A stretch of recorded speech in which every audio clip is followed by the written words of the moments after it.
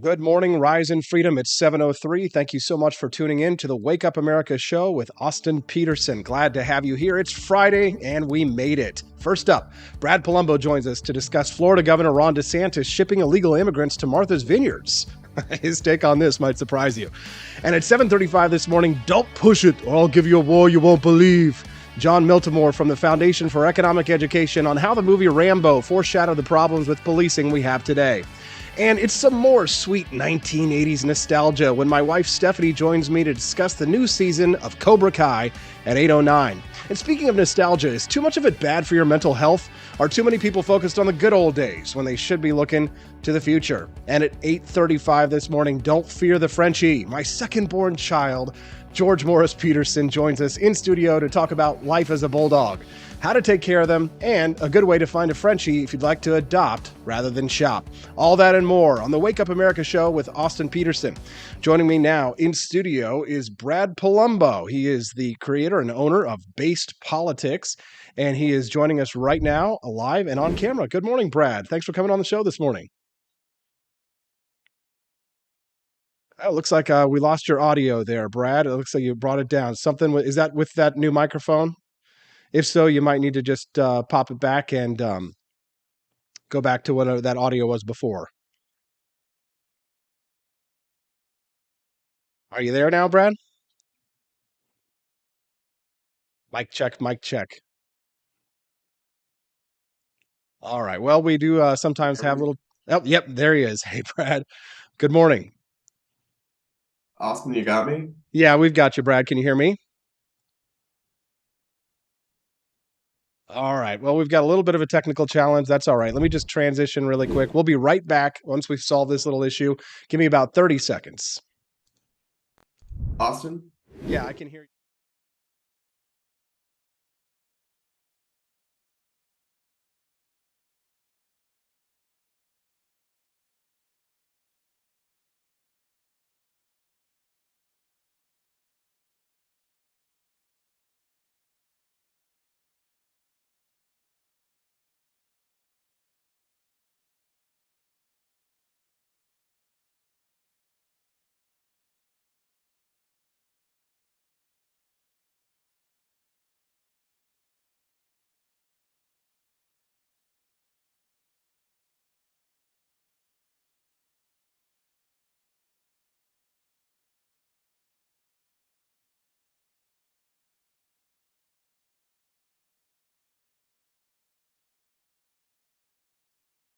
Worries. And we're back. Thanks so much for sticking around with us. Sometimes we do have these technical challenges. That's what happens with homebrew, but now sounds like we've got Brad. Brad, can you hear us? Hey, good morning. Thanks for having me on. Sorry about that. Good morning. No worries. And it's nothing, no harm, no foul, Brad. So yesterday, the internet was talking about this story, and boy, the memes were juicy, Brad. Martha's Vineyard in chaos after DeSantis ships illegal immigrants to Martha's Vineyard. Do you want to just give us a brief update on what's going on here? Yeah, so I mean, this was originally started by Texas Governor Greg Abbott, who started sending busloads of illegal migrants to self-declared sanctuary cities. And now Ron DeSantis is the latest Republican official to get in on the game. He sent about 50 illegal immigrants to Martha's Vineyard, which for folks that don't know, this is down near the Cape. I'm from Massachusetts. This is like a very bougie, very liberal kind of, where like the Obamas would summer. This is and he only sent about 50, but this community was shook by this.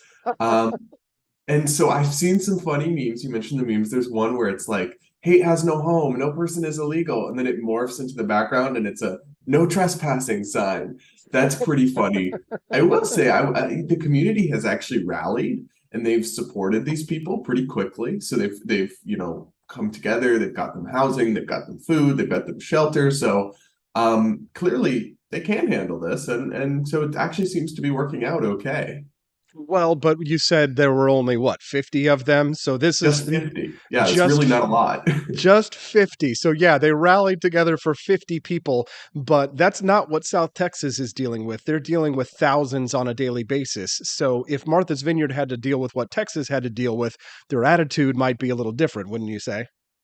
Oh, 100%. And that's what I think this is just set aside all the morality for a second. This is probably the most savage thing politically I've seen in recent memory since Trump was here. Really, they have absolutely wrecked these liberal politicians because they preach, they declare themselves sanctuaries, they say no human being is illegal, and they go, okay, here, have some of our illegal immigrants.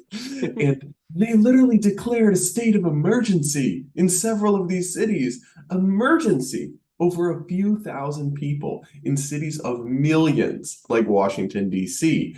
And yet they're so quick to say, oh, they don't like just say, yeah, no, a sanctuary, whatever. It's really unfortunate that we're at the point in our politics where people are used as pawns like this. The whole thing is very gimmicky, very stunty. It makes me kind of morally uncomfortable, but it's so brilliant politically. Yes, exactly. I'm glad that you've got a good mind about this one because some of the faux outrage that I see from some of the libertarians online, is to me, I think it shows a lack of depth in an understanding of politics because Mhm.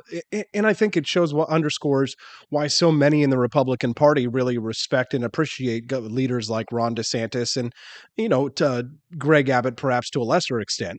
So, I mean, in terms of like the actual, political outcome of this, I mean, is this likely to actually wake anybody up or make any changes whatsoever, or what do you see for the future?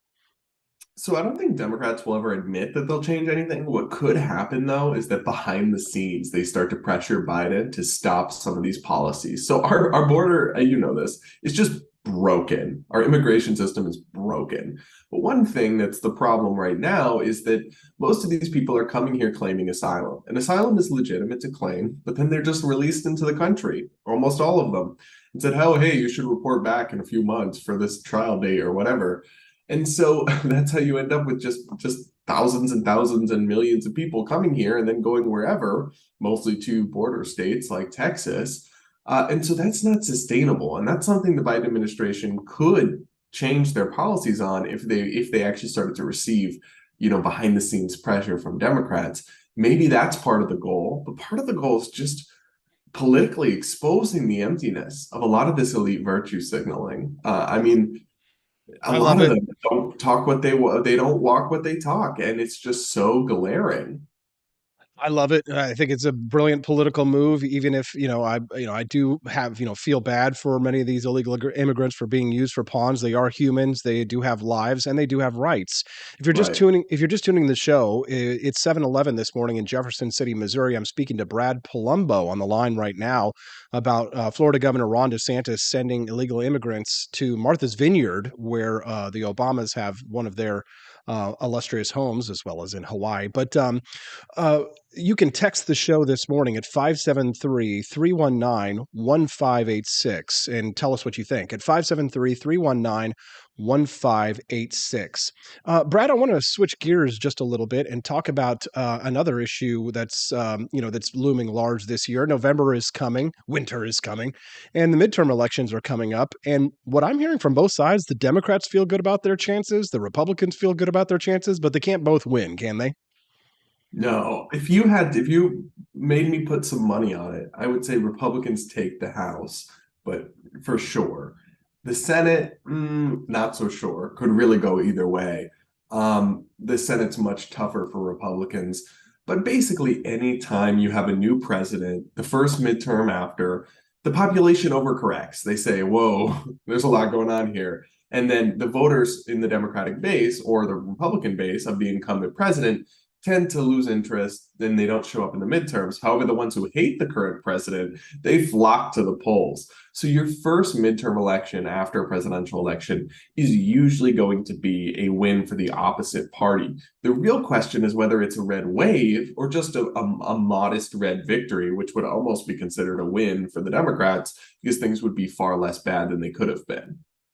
No, I'm not sure how much you're following, or sort of digging down into some of these races, but from what I am reading this morning, the Blake Masters race in Arizona and the J.D. Vance race out in Ohio are starting to founder because from reports that I was reading last night, a lot of the money that was coming from the Republican National Committee and going to those races has been drying up, and it seems as if the Blake Masters, Republican candidacy is not quite as much of a sure thing as people had hoped, as well as the J.D. Vance race out in Ohio, mostly because Peter Thiel is not funding them in this general election. He was hoping that the Republican Party was going to step up and spend a lot of their money, but now they're not spending a lot of their money. So have you been tracking these two races very closely?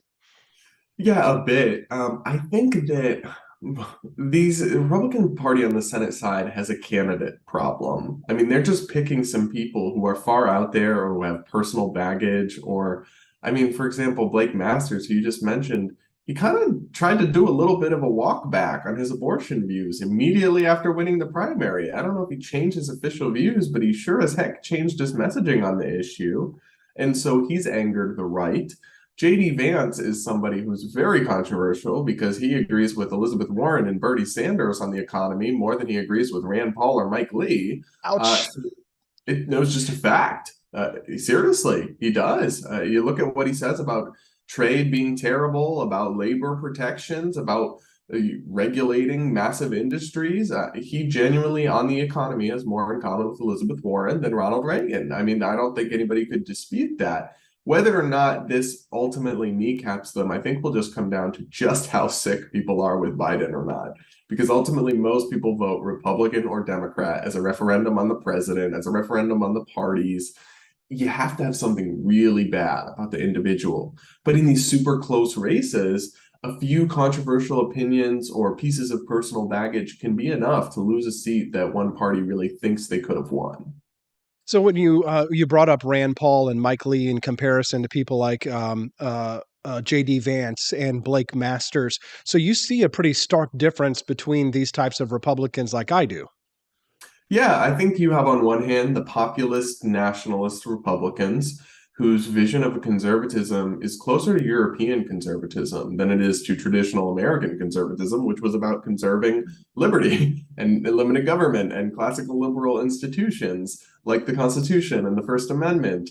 Whereas, and I have more in common with that vision of conservatism, not everything, but that's more what I identify with than this new kind of populist nationalist thing where it's like, well, we want big government, but for socially conservative ends. I don't have a lot in common with that. I don't think a whole lot of people do, although economically populist policies are popular. So they might be able to ride that wave. Unfortunately, they don't tend to actually work out too well. But when you promise people free stuff, or that you can solve their problems if you just get enough power, whether you're a Republican or a Democrat, that has some appeal to voters. I think when you're running on the truth, which is that the government can't solve your problems, that is somewhat less enticing to people. But you know what? It's the truth. It's very true. Wow, that's great stuff. Brad Polumbo, glad we could get everything worked out this morning and get you on the show. You look great. You sound great. Thanks for coming on. We definitely want to have you back on the Wake Up America show. Have a great day. Thanks. Thank you so much. Coming up next on the Wake Up America show with Austin Petersen, I have got a video for you from the NRA that is actually really good. And it's about a mass shooting, an attempted mass shooting that you didn't hear about on the news. You don't want to miss a single minute. We're going to have Jon Miltimore, of course, coming in at 7:35 to talk about how Rambo, the movie Rambo, foreshadowed the problems of policing that we have today. All that and more when we get back on the Wake Up America show with Austin Petersen at wakeupAmericaShow.com.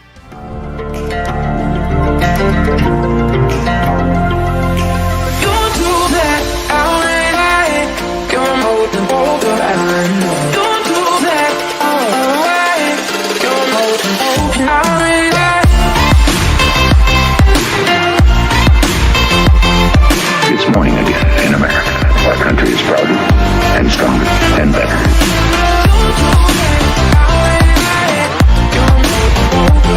I like shooting things, but whenever I can't shoot something, I like to cut things. My life isn't all about shooting and stabbing and cutting, though. Sometimes I have to do actual work, but when I work, I still like to have fun. And there's nothing less fun than trying to cut with a crappy knife. Thankfully, from the ancient sect of Christian knights, who also loved cutting and stabbing, comes a new implement that has received my personal blessing, the Templar knife. Like the ancient sword of Excalibur, you don't choose a Templar knife, it chooses you. You just decide what kind you want on the website first, however, and then order it online, and then it chooses you. The Templar knife comes in a variety of shapes. As a man of culture and taste, I have decided I will never use a terrible knife again. And thanks to the inspiration provided by this excellent product, I have decided to launch a new crusade against anyone using less than superior knives. Join me, brothers and sisters, by visiting uppercuttactical.com/pages/Templar-knives. That's a lot of slashes. For that, you'll need a Templar knife. For 10% off, use code AP for Liberty and join me in a quest for glory, for liberty, for Christendom, for the Templar knife. Get yours today. Fire.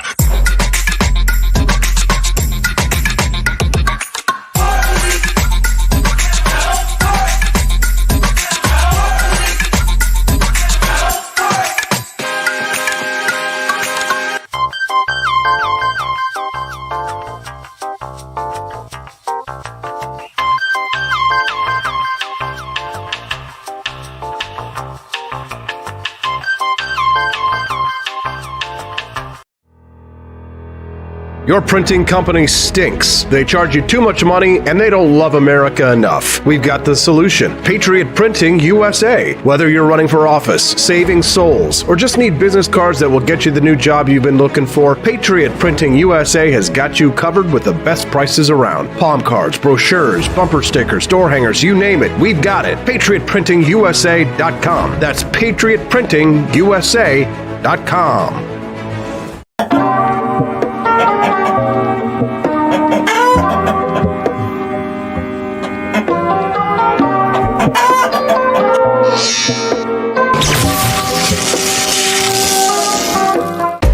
Want an engaging website to boost your business? You're just a click away from 5-star Fiverr talent. Hundreds of freelancer skills like web design. Head to Fiverr.com today and get something started.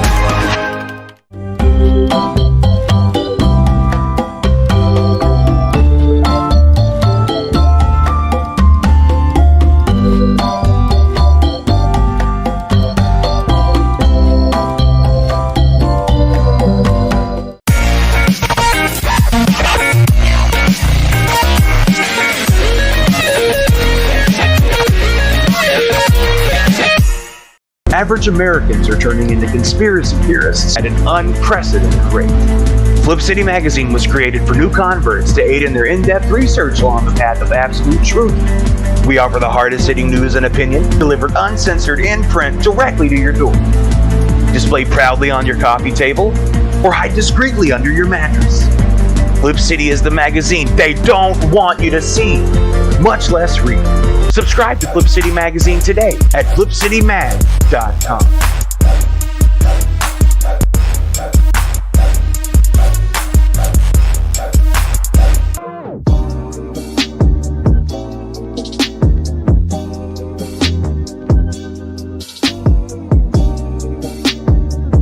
I would remind you that extremism in the defense of liberty is no vice.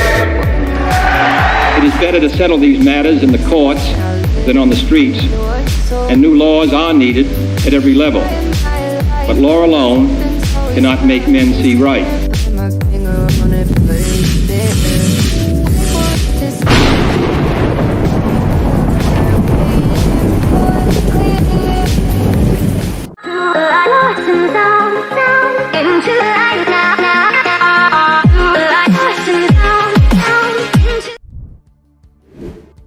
Good morning, Rise and Freedom. It's 7:22, and you're watching the Wake Up America show with Austin Petersen. Glad to have you here.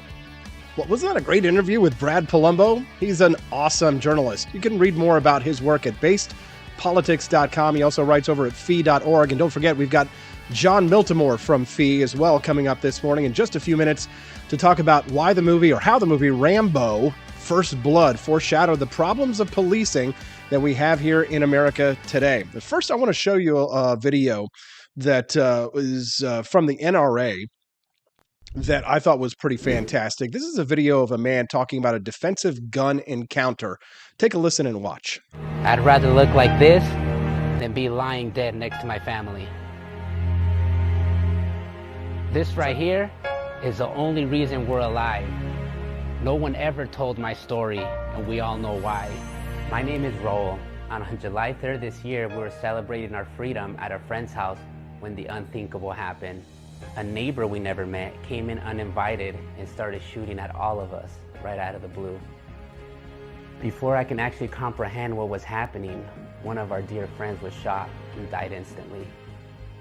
Next thing you know, the shooter shot me right in the side of the head and through my left eye. Everyone in the house was screaming bloody murder and thought I was dead. What felt like an eternity passed, and then my eyes opened by God's grace to the sound of the shrieking screams of my wife, 2 daughters, and friends who knew I carried a concealed pistol. The shooter broke away from the fight and started to reach for his second gun, with my family lined up as his next victims. But I put 4 shots in his chest and sent him straight to hell. If I didn't have my gun, everyone in that house would have died. The news vans would have been front and center, but because I did, he never even heard about it. Evil will always exist, and we are more ready to confront it with equal force now more than ever.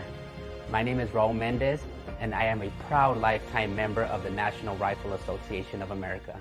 I got to say, that was a really, really powerful ad there. That was from the NRA, a video of a man describing how he used his gun to save his life. And I think the most important part of this video is when he talks about at the very end about how, if he had not had his gun to be able to defend himself, and everybody would have been killed there, then you would have heard about it on the news. As it is, you didn't hear about it on the news because the guy actually used his firearm to defend himself. And I got to say, let's give this guy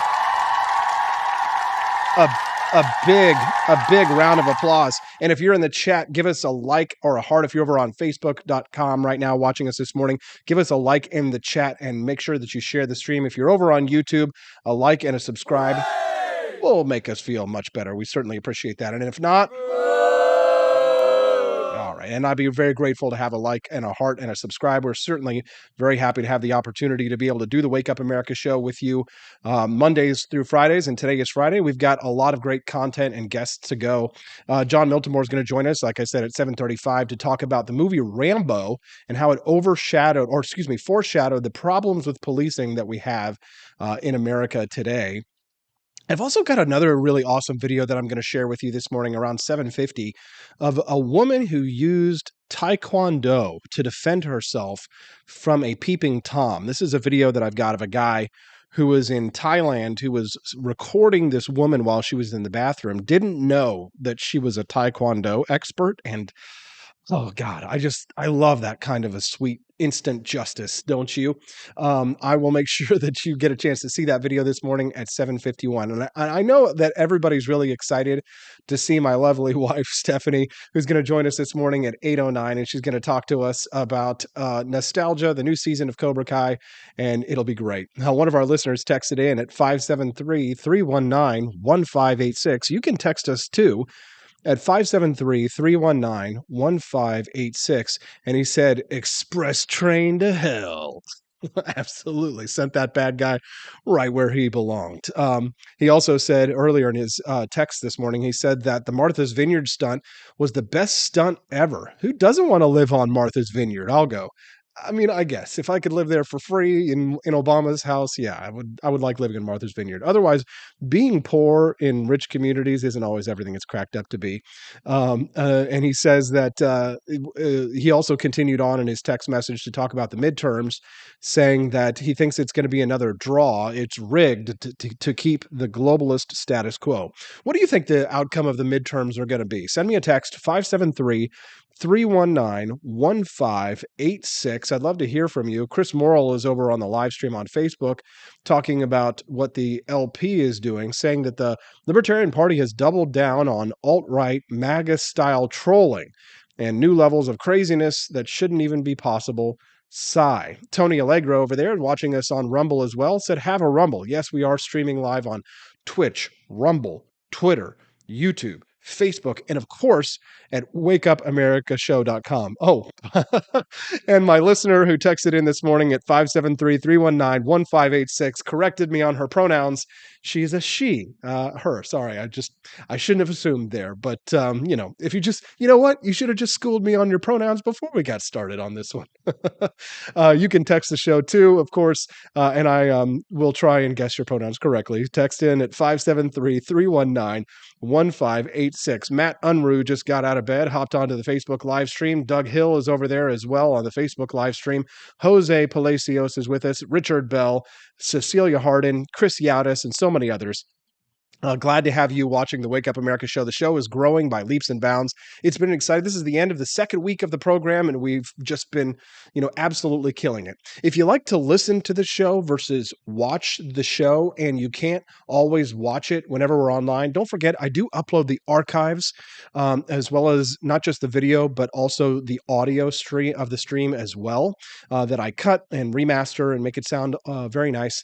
And I upload that to wakeupAmericaShow.com/archives every day, so that you can listen to it as well as watch it while it's live. So if you ever want to catch the show later, of course, you can watch the video stream later as well. But if you just like to listen to the audio while you're on a jog or anything like that, we do upload the podcast audio, and I've started cutting clips of interviews as well.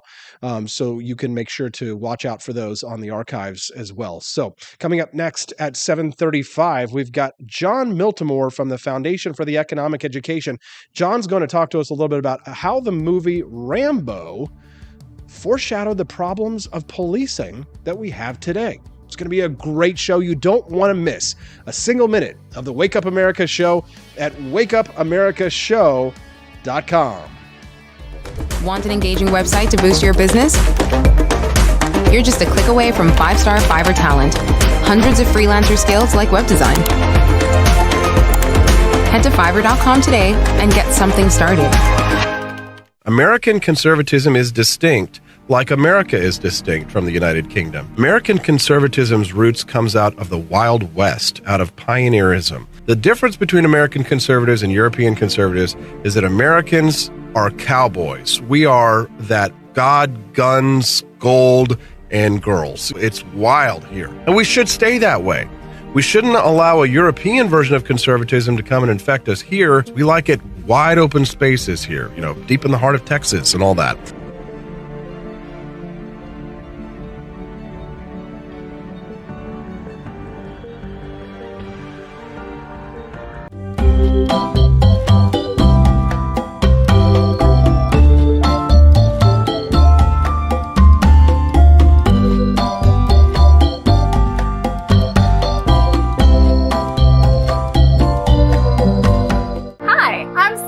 Austin's wife. I want to thank you all for watching the Wake Up America show with Austin Petersen. This show has been a huge venture for our family, so we would love it if you could join us. I believe in liberty, and I believe in Austin's ability to spread the ideas of liberty. Do you? I want to ask you today to join Petersen's Patriots with a pledge of $17.76 a month. Help us to stay cancel-proof so we can spread the message of limited government across the country. I joined Petersen's Patriots myself, just in a little different way. Visit wakeupAmericaShow.com/support and make your pledge today.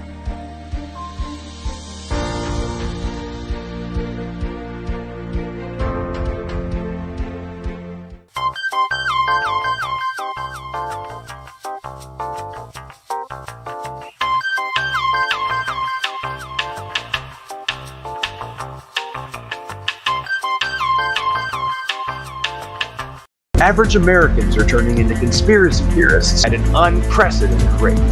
Flip City Magazine was created for new converts to aid in their in-depth research along the path of absolute truth. We offer the hardest-hitting news and opinion, delivered uncensored in print directly to your door. Display proudly on your coffee table, or hide discreetly under your mattress. Flip City is the magazine they don't want you to see, much less read.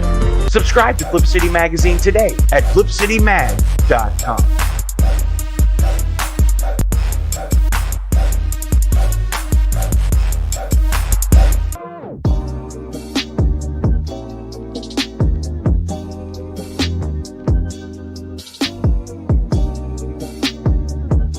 Speaker Pelosi's husband, Paul, made a big investment in chips just before Congress votes on a bill that would give $52 billion in subsidies and tax credits to the chip industry.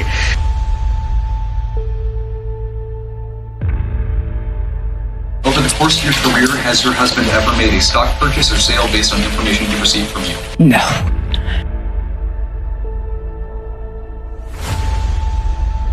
And I believe if you come to our border, you will be turned back. Do not come. Do not come. Have you ever received a royalty payment from a company that you later oversaw money going to that company? You know, I don't know as a fact, but I doubt it. Well, here's the thing is, why don't you let us know?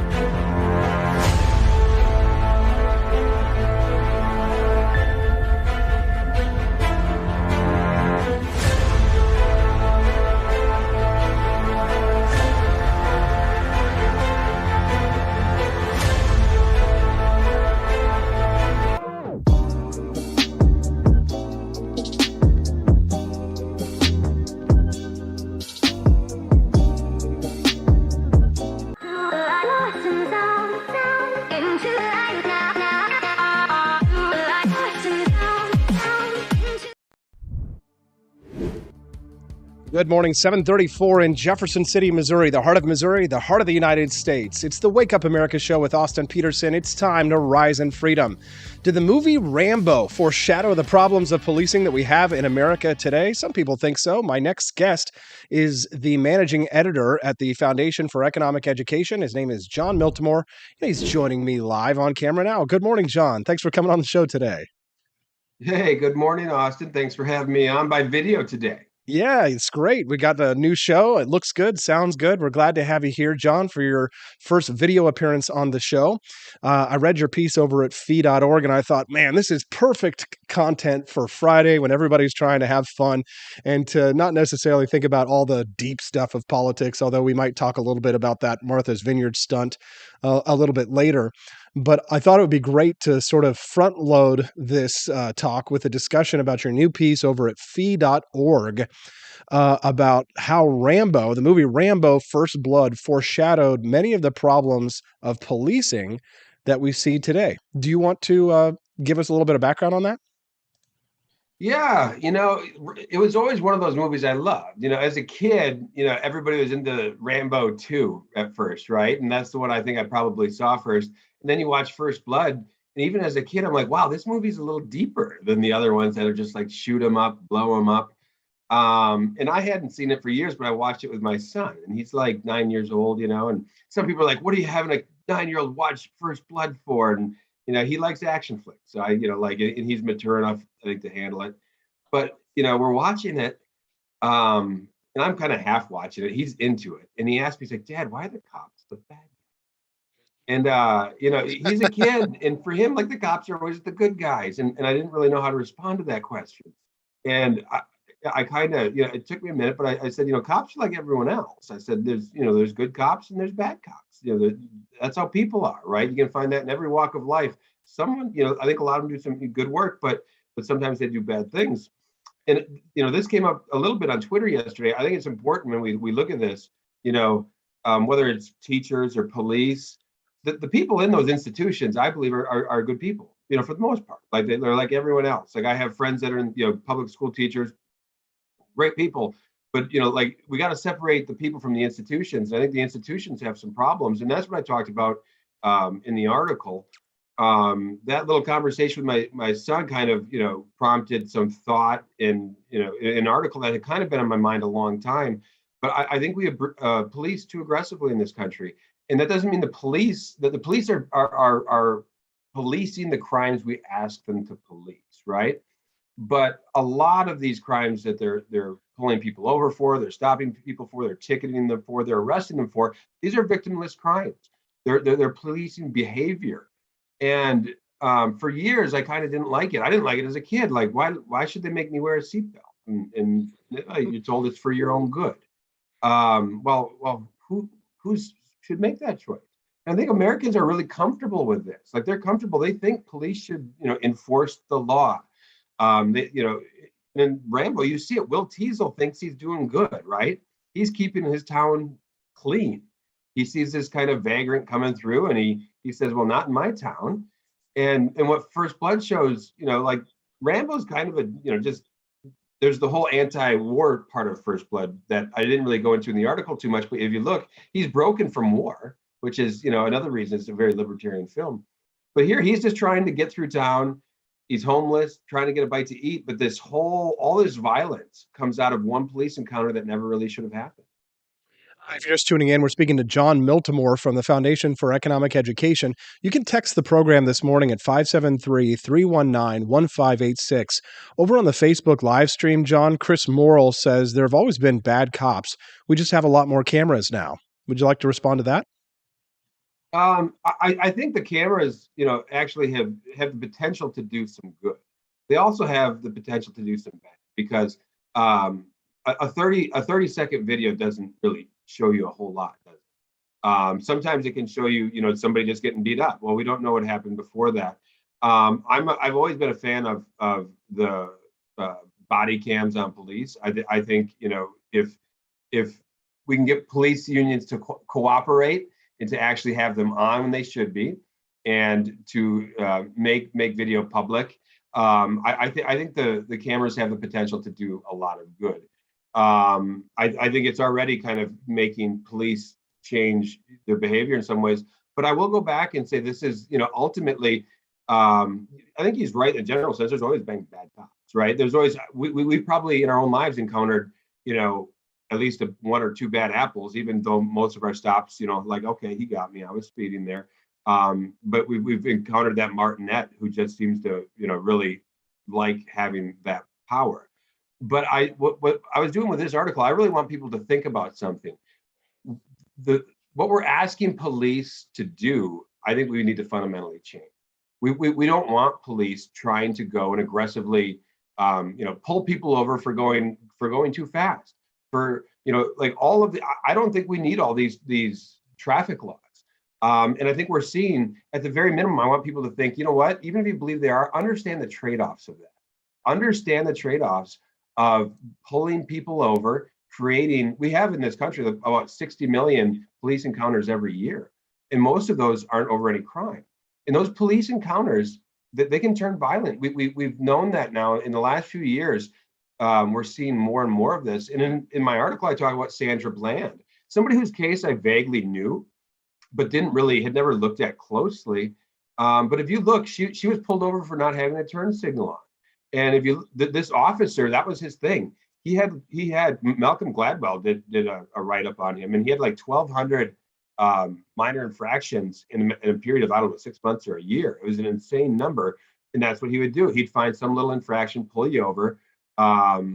Didn't seem like a very friendly guy and a bit, thin-skinned. And that encounter goes bad.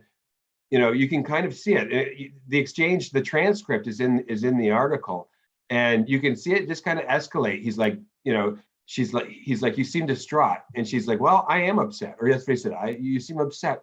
And she kind of went and just got it off her chest and said, you came zooming up on me. Because I didn't turn a turn signal on, you're going to ticket me. That's fine. I'm not happy about it. And he goes, are you done? And she's like, well, yeah, I guess I am done. Like you asked me what I was upset about. Now I'm done. And he didn't like that response. He's like, ma'am, could you put out that cigarette, please? And she's like, why? I'm in my own car. And that's what triggered it right there. Just how in First Blood, Rambo's just like, why are you pushing me? Teasel doesn't like that question. This officer did not like her saying, well, I'm in my own car. Why do I have to do this? So she gets out, but he asks her to come out. She doesn't want to come out. This big, things really turn south from there. But she's dead 3 days later. And the officer's fired. His life is ruined. And what happened at the jail, her death is ruled a suicide. Family disagrees. People will make up their own minds on that. But I want people to think about this encounter never should have happened. And we need to really think fundamentally about how we can police better in this country. And that means just having police do less policing of behavior. I mean, how do we go back? See, the problem is, John, is that the more you and I know that the more that government or government agencies or agents of government accrue power, the less they're going to be willing to give something like that up. Any change that comes usually comes very grudgingly. So, I mean, you could make legislative changes, but I mean, what you're talking about there with Rambo, this is a psychological issue right here, right? So, in a way, we've empowered a warrior class that has set itself above the citizenry of the United States, rather than having a very an egalitarian view. They've got cards that they pass out for family members so that they can show and they can get out of tickets if they need to, right, if they get pulled over. So I mean, how do we go back when the problem of this is a psychological problem as much as it is a legal one, John? No, that's a good question. I think it's not easy. And I think the first thing is getting people to understand that this is, what is the purpose of the law? We've kind of, as a country, lost that aspect, right? People think the government is here to do good. It's really not. We have government to protect individual rights. That's it. The idea that government can make the world better and that it's good instead of a necessary evil. I think we first need to get people to understand that. Second, I think if you look, people are more aware of these problems than ever. And if you look, I think there is, particularly between libertarians and progressives, there's room to kind of get reforms through. I quote an initiative, from the Vera Institute in the article. It's a progressive institution and wants to rethink how we prosecute crime and go after crime. I'm pretty sure, like they are, like deeply progressive, probably disagree with me on a lot of things. Like you, I'm much more in the libertarian camp, but I think there are things that we can find, common ground on, and say, look, do we really need to, be policing these types of things? Drug legalization has come a long way. I think that's only a matter of time. That's one step forward. And again, I think we can separate like whether or not it's a good thing to do drugs with, has the state helped in any way by trying to prosecute, drug use in this way? And I think the answer is no. I think it's created a lot of problems. So I do think there's opportunity. It's not going to happen by itself. It's going to take some pressure. John, real quick, one last thing before I let you go. Do you have an opinion on the move by Florida Governor Ron DeSantis to ship illegal immigrants to Martha's Vineyard? Great troll or terrible human rights tragedy? Yeah, I can't really get past the part really that we're using migrants as pawns, and that's kind of, so I have a visceral reaction to that. But the other part of me does recognize, all the people that are really kind of, just saying, oh, suck it up, Arizona, suck it up, Texas. These are, good, everything is rosy here. They don't have to deal with some of the consequences that come from having huge populations come into the country. In Martha's Vineyard, they got like 50 people and they're like freaking out. And so there is that part of me that says like, look, let's at least acknowledge that immigration is an overall good thing. I support it. I want immigration in our country. I think without it, we face a lot more, economic problems. That said, like anything else, it comes with trade-offs.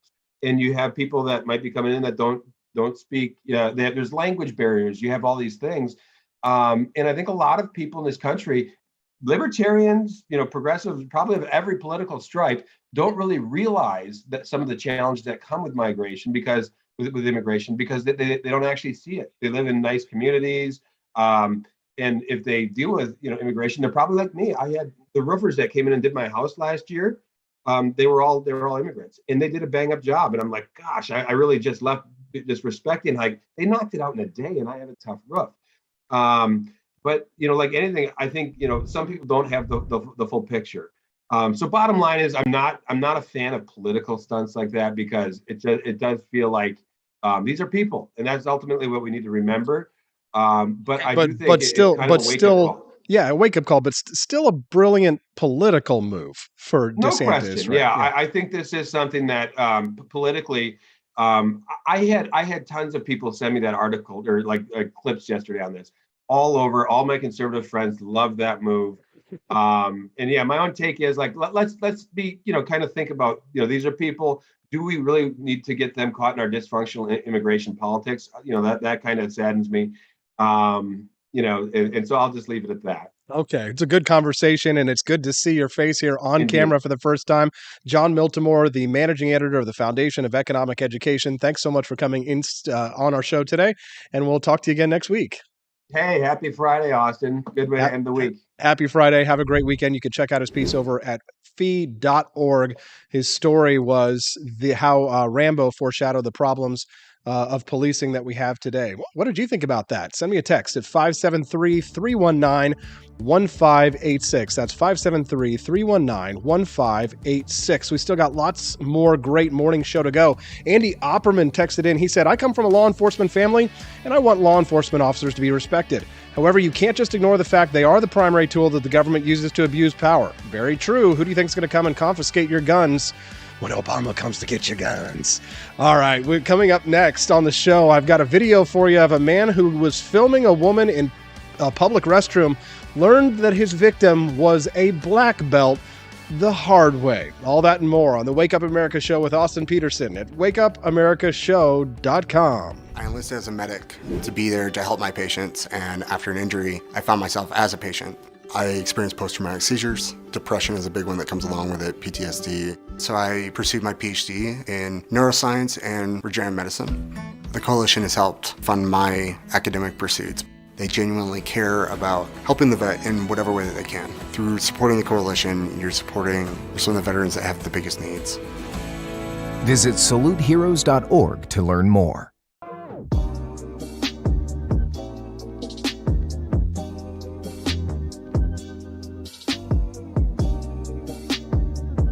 If there wasn't going to be somebody who was a fiery champion of liberty, somebody who would get out there and who would be aggressive, and if they wouldn't do it with more fire or passion than I had, then I would go and I would fight this battle for us.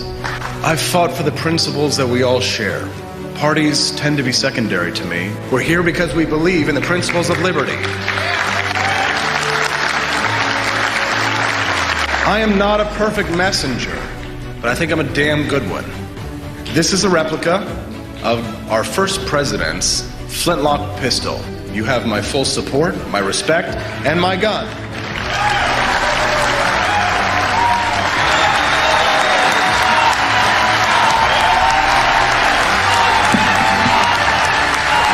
Thank you, guys.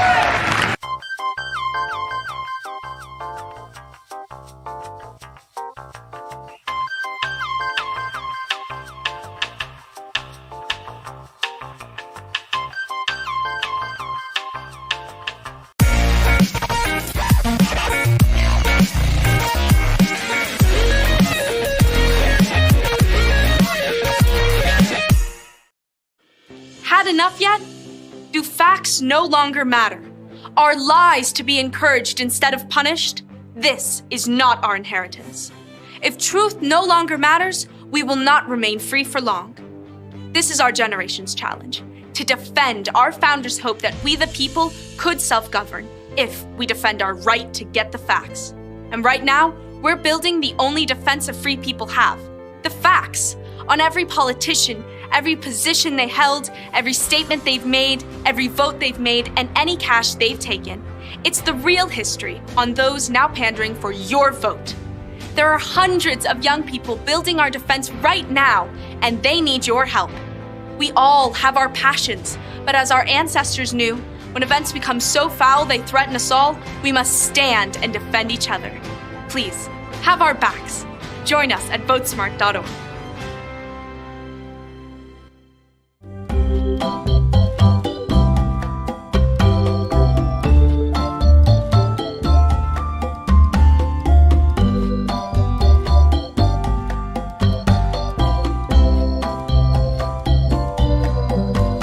What would happen if I had to pick up the phone, call 911 for one of my family members or one of my neighbors? What would I do if no one was on the other end to respond? What if there was no 911? So you can be a part of the solution. Anybody can be a firefighter. Male, female, younger, older. We have school teachers. We have leaders in business. Is me, you, anyone that wants to be. There is no typical firefighter. As the world faces the challenges of the ongoing COVID-19 pandemic, Lions recognize that kindness matters now more than ever. And Lions and Leos are finding ways to continue to serve our communities, including ordering food delivery for healthcare workers, holding story time for children online, and providing surgical masks to medical professionals and first responders. Empowering us to do more, Lions Clubs International Foundation has provided nearly $2.5 million in grant funding for COVID-19 relief. And that support continues to grow. For more than 100 years, in times of need, Lions always find a way to help those around them. And after we emerge from this, we will be stronger than ever. Visit lionsclubs.org to learn more.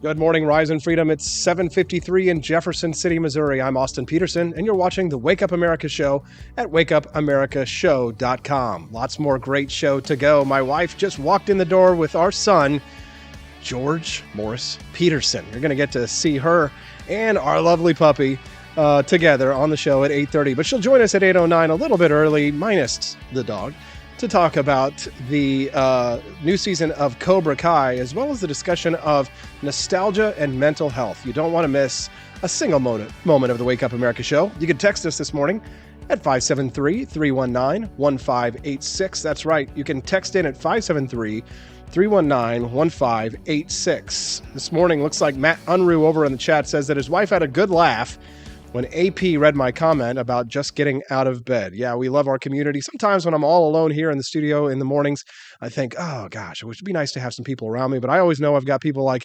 Andy Opperman and many others who are on the stream, people like Matt Unruh, Vicki Lynn Kilgore, Cecilia Harden, and so many others. We really appreciate the Cantina crew for being so supportive of the program.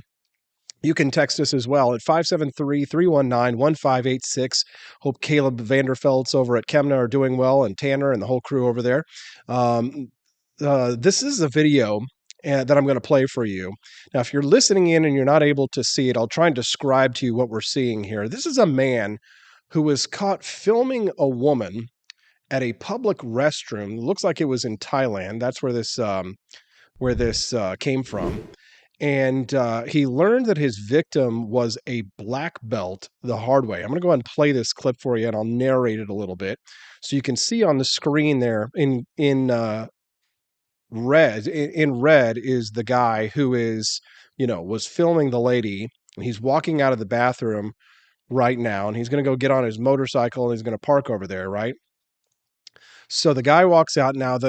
He drives his motorcycle over to the other side of the parking lot, and then he pulls his motorcycle in. Now, in green over here, indicated in green on this video, you can see the woman walking out, and she's going over there to confront the guy who was filming her in the bathroom. Now, I'm going to size this up a little bit so you can see, because it's a little dark, so that you can see the video a little bit better of what happens here as she approaches the guy. I'll go ahead and blow this up for you a little bit so you can see. Now he goes over, brings his motorcycle over to the other side of the parking lot. He just got done recording this lady, and she spotted him, caught him out. Now she walks over here to confront this guy, which I definitely don't recommend that you do. But it did not end well for this guy. Watch this. Check this out. Now she goes over here. You can see that she's confronting. There's the guy in red. Now watch this. It's a little bit blurry, but boom, boom, boom. 1, 2, 3. Boom. You can see her kicking him. Bam, bam, bam, boom. 1, 2, 3 combo. 1, 2, 3. Boom. So he knocks her over. Now watch how she rolls over. See that? Now that we learned that in martial arts. That was a combat roll. Boom.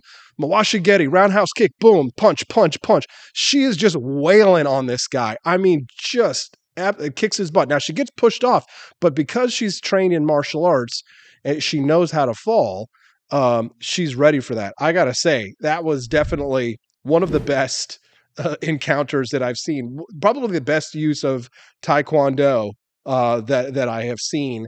That was a really exciting video. Loved it, and I gotta give her a big round of applause. What do you say? Hooray! Well done. Let's give her a cheer. How about that? if you're if you're over on the Facebook live stream right now, give us a like, a heart, and as that's a great way to cheer. If you're over on Rumble, then give us a rumble, and if you're on YouTube, then give the stream a like to support the lady who used her Taekwondo skills to defend herself from a man some creep who filmed her in a public bathroom. Disgusting behavior, but it shows the use of martial arts, and it shows that one of my, I won't call him out by name, but I will say that I've had a sensei, a teacher, who was not the best sensei, who was telling the girls in my class one day that, I'm sorry, but, the girls in this class, I could take you. He was like, oh, I could take you.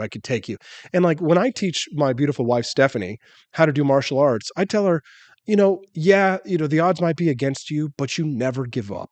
You never give in. And you always think to yourself that I can do this. It's a lot of self-defense has to do with confidence, not as much skills, but your confidence in your ability to defend yourself. And I just have to say that for women who want to get into martial arts, it can be a useful skill to be able to defend yourself against a bigger attacker. And certainly people make fun of Taekwondo as a martial art, saying that it's useless, but you know what, it's better to know something than to know nothing. We're going to talk to my beautiful wife, Stephanie Petersen, about the new season of Cobra Kai, as well as all of this nostalgia and whether or not it's really actually that good for your mental health. You can text the program this morning at 573-319-1586. That's 573-319-1586. I can't wait to introduce you to my second-born child, George Morris Petersen, who will be joining us on the show this morning at 8:30. You don't want to miss it. What it's like to live life as a French Bulldog. That's going to be at 8:35. George is going to be in studio, on the set, live and on camera. That's why you can't miss a single moment of the Wake Up America show at wakeupAmericaShow.com. Hello, my name is Kelvin. Welcome to Frenchy Bush. This is my Didi's website. Now I've decided to speak to you with my real voice for the first time ever to tell you about how cool Frenchy Bush is. But I've decided that this is the perfect opportunity to share with you. Frenchy Bush is a good website. You should follow us on socials. If you like Frenchies or any kind of bulldogs, me and my new brother George are going to try to make your life more fun. Hello, I'm George. My neck isn't really thick yet, but it will be. We are so glad you're here. Please ignore my floating eyeball. It helps me spot predators who might be approaching from the sides. Didi made Frenchy bullshit to review things that he uses on me and my brother to tell you if it's good or bullshit. Take this collar, for example. Didi really likes it. Didi said it's really handy because us Frenchies got thick necks. Need something really tough. People think Frenchies are little, but if you look at us from below, you can see we are really pretty buff. Beefcake. Yes. Look at my creamy thighs and chest. Yes. You like that? Big brother, please focus. Frenchy Bush. Please follow us for more great content and read the Frenchy Bush blog for more fun and cool stuff.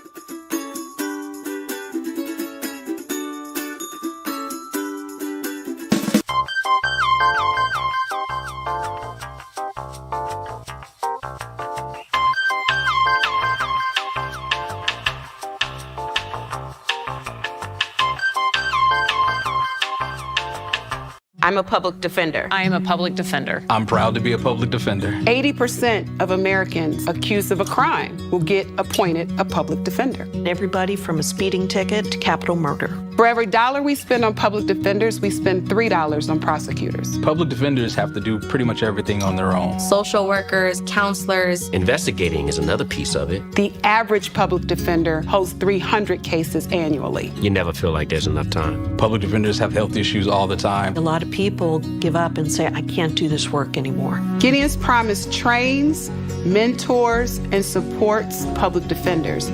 There are a lot of people who say that they would not still be public defenders, but for Gideon's Promise. It's fueled me to continue on in this fight. Gideon's Promise has changed the face of public defense. People see us as troublemakers. Good trouble only. We don't make it easy. It should not be easy to take away someone's liberty.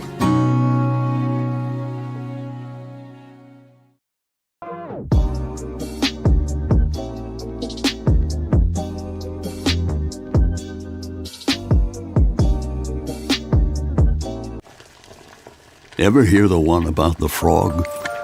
Put a frog in a pot of boiling water and it'll jump right out. Here's my resume again. But put a frog in a pot of cool water and slowly heat it up, and that frog will boil. It's a lie. But as a metaphor for us and all that we go through as veterans, Do you have any real-world experience? it's a story that rings true.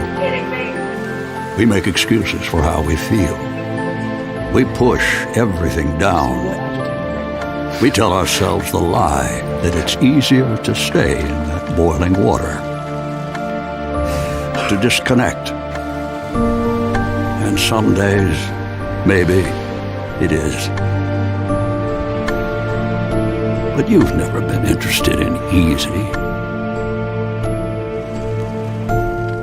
Make no mistake, reaching out is hard.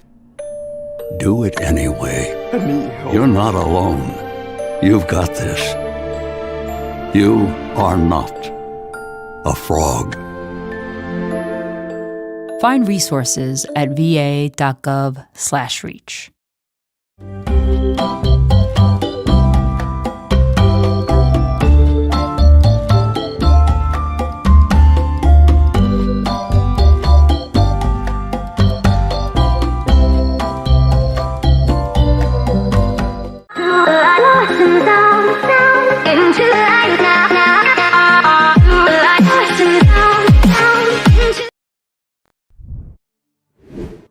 Good morning. It's 8:04, and you're watching the Wake Up America show with Austin Petersen. Glad to have you here with us today. Thank you so much for tuning in. You can text the show this morning at 573-319-1586. Lots more great content to go.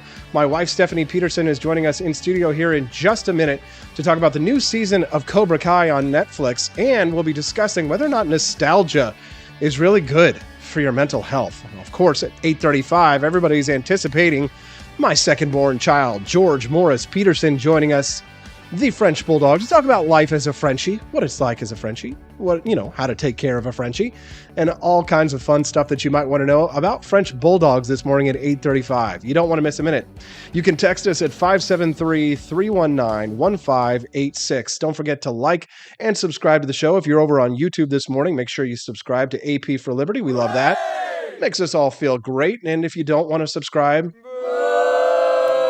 that's how I feel about that. Hope you're having a great Friday. We're glad to have you here on the Wake Up America show. Again, one more time, that text line, 573-319-1586. We'd certainly be grateful. Now, joining us live in person in studio, the most beautiful woman in the world, my wife, Stephanie Petersen. Good morning, Stephanie. Wow, I think you need that under my name. Stephanie Petersen, the most beautiful woman in the world. Thank you so much. I do need to do that. I will make that a title up there for you, Stephanie. Thanks. I really like your intro music. It makes me feel very nostalgic. Good. Well, I'm glad that you enjoy that. Yeah, every single day, you've been seeing me build the show, but every single day I've been adding new content and music and audio, and the show just keeps getting better and better and better. It really does. And sometimes I say to you, I'm like, what else is there? What more can you do? Well, it's hard to think of stuff. Well, so like some of the ins and outs of the show, if you're watching it visually, can be a little bit rough.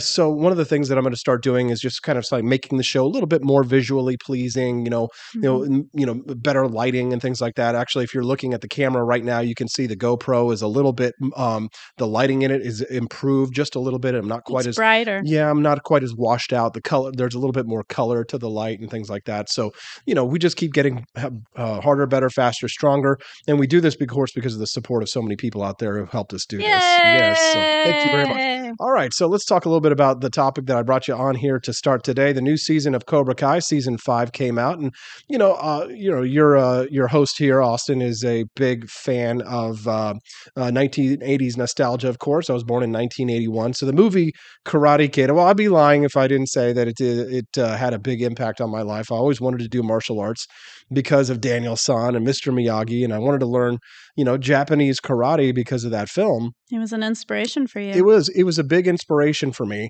and when I saw that a new television show based off that series, Cobra Kai, was coming out, I got super into it, and it's been a pretty good show so far. It has its ups and downs, but I mean, in general, it's entertaining, popcorn watching, soap opera with martial arts. What do you think about it, Steph? Absolutely. I really like it. I never watched Karate Kid when I was younger. I was born in 1988, so I was kind of on the tail end of the 80s. And so I just watched it with you. I watched like a bunch of Karate Kid movies before we finally watched Cobra Kai. Yeah. Just so that I was in the know and I knew what the background story was. Now, we're moving through this new season of Cobra Kai very, very slowly. We don't like to take it in all at once. So we're only in episode 2, I believe, of season 5. Yes. And I really like it because I've been learning karate with you.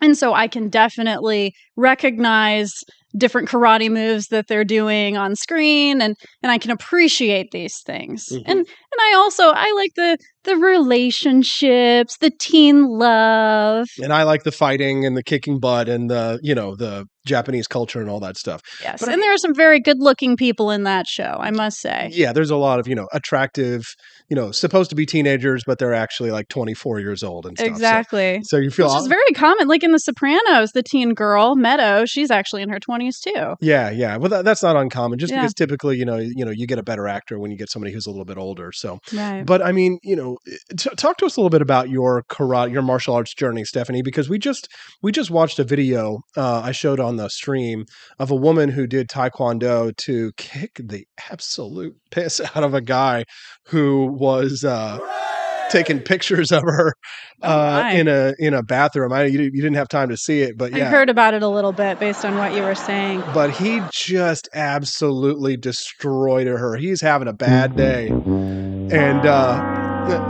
you started taking we started doing martial arts because of the pandemic, and yes, it was kind of we wanted to get fit, and we were bored during quarantine. And we started out, kind of informal. And then one day I said, "Hey, Steffi, would you like to learn the real stuff? Would you like to learn real karate?" Tell us a little bit about your martial arts journey. What it's been like for you. Oh my gosh. It has been transformative, especially emotionally and mentally. I mean, when we first started, I barely had any balance. And pretty much anything that scared me would make me cry, and it would make me want to stop doing karate. You cried multiple times in class. Oh, I did. But I needed to do that. It was my pain leaving my body, and it really was building me up inside. And now I'm strong and courageous, and I can take anything. And so, yeah, it really prepares you for those moments where maybe you do see an attacker and you have to make moves right there in a crisis situation. It's helping me to mellow out more so that I can think more logically and feel prepared in the moment. Talk to us a little bit about the show Cobra Kai in terms of like the story arc, because it kind of begins focusing on the character of Johnny Lawrence, and it's supposed to be sort of about his redemption, but some of the criticisms that we've been reading about the show lately is just that it focuses a little bit too much on Daniel-san, and I got to say that like seeing how he's turned out, because he never learned karate.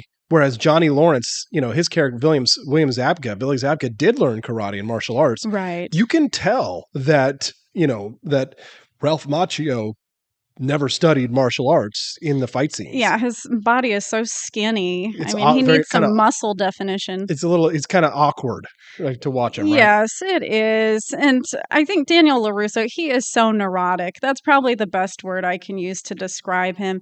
He really has a problem with holding grudges. Mm-hmm. Yeah, he kind of never got over like his best years in high school, where he's kind of like, he's still reliving the glory days. And this is sort of what I wanted to talk about in this next segment. And as we go into the next segment here soon, we're going to talk a little bit about nostalgia and kind of how nostalgia can be something that people can overly focus on. I was reading articles about like nostalgia and how it can impact your mental health.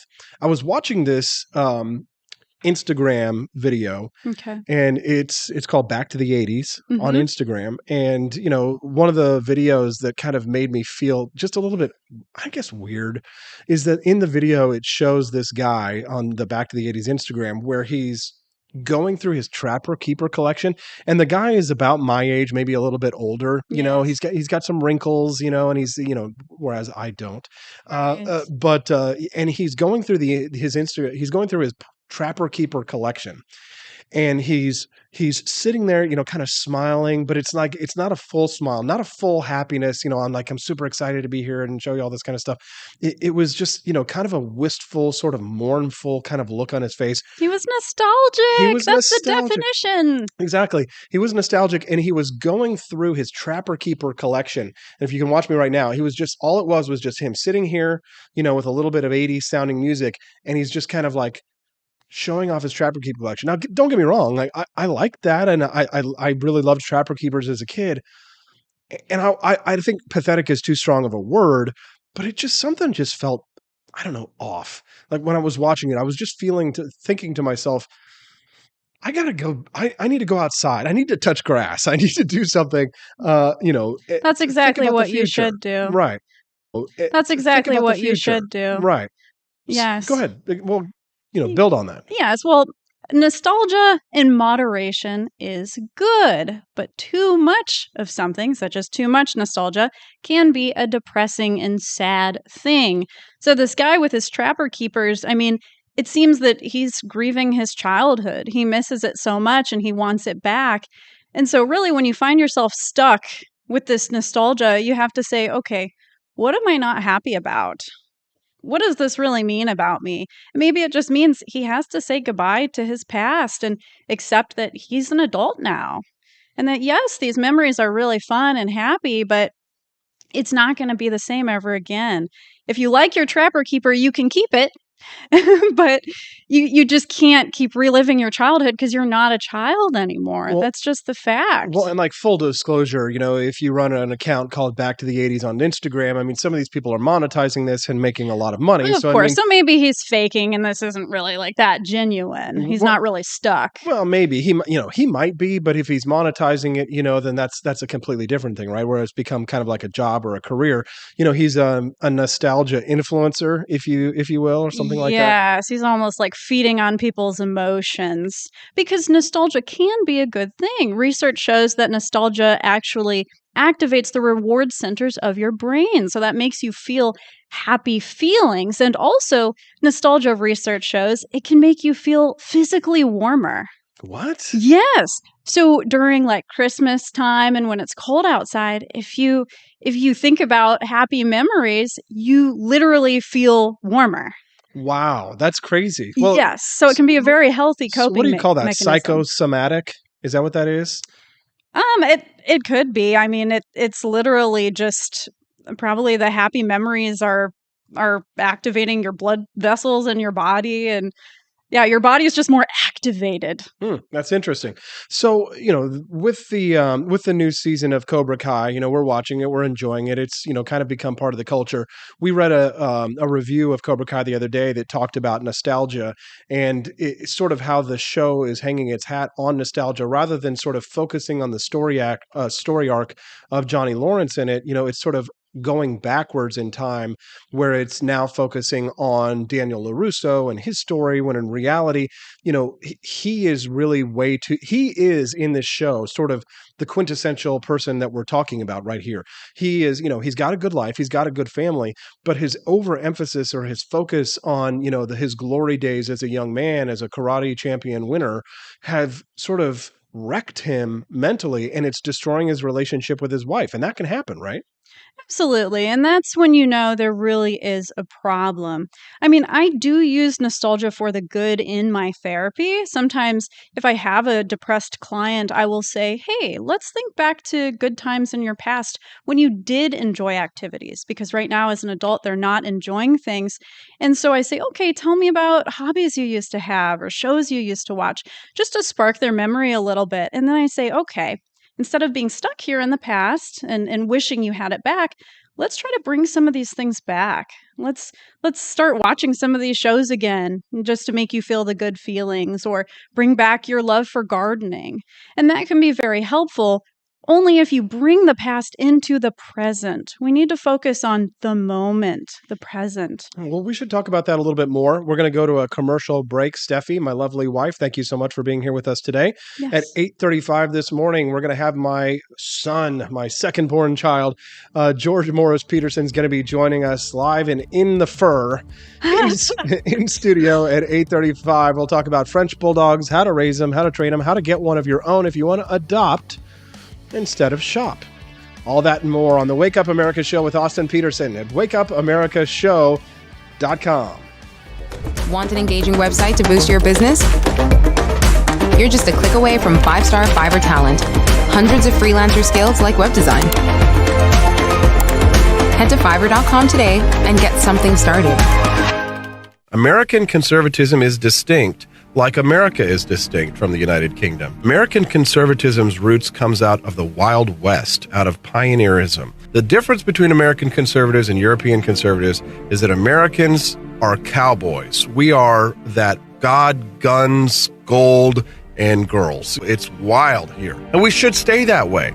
We shouldn't allow a European version of conservatism to come and infect us here. We like it wide open spaces here, deep in the heart of Texas and all that.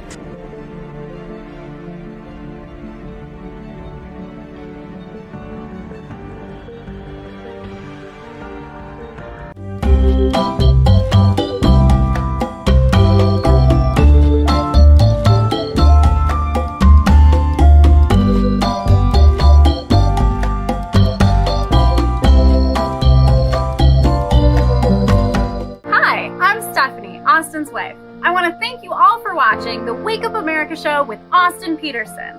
This show has been a huge venture for our family, so we would love it if you could join us. I believe in liberty, and I believe in Austin's ability to spread the ideas of liberty. Do you? I want to ask you today to join Petersen's Patriots with a pledge of $17.76 a month. Help us to stay cancel-proof so we can spread the message of limited government across the country. I joined Petersen's Patriots myself, just in a little different way. Visit wakeupAmericaShow.com/support and make your pledge today.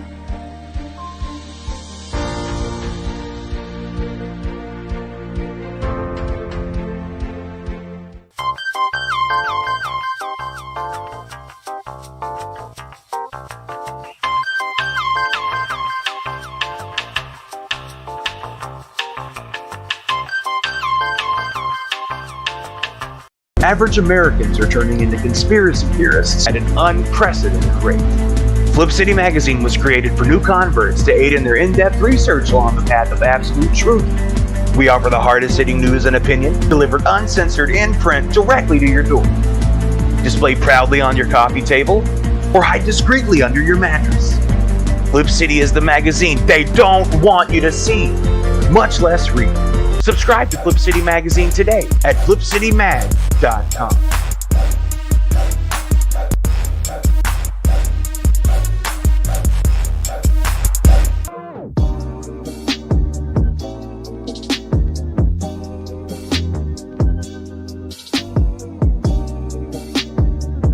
Speaker Pelosi's husband, Paul, made a big investment in chips just before Congress votes on a bill that would give $52 billion in subsidies and tax credits to the chip industry.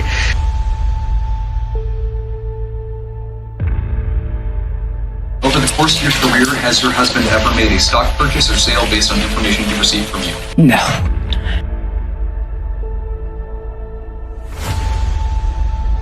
And I believe if you come to our border, you will be turned back. Do not come. Do not come.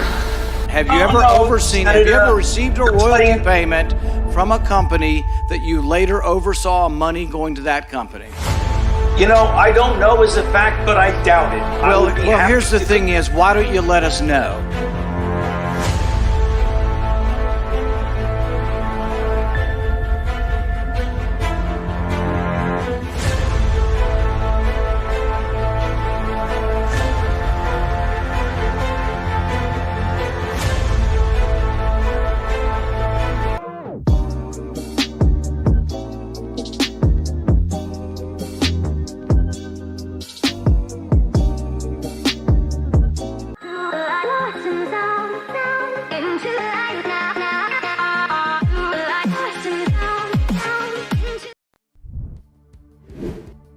Good morning. It's 8:22. It's time to rise in freedom. You're watching the Wake Up America show with Austin Petersen at wakeupAmericaShow.com. Lots more great show to go.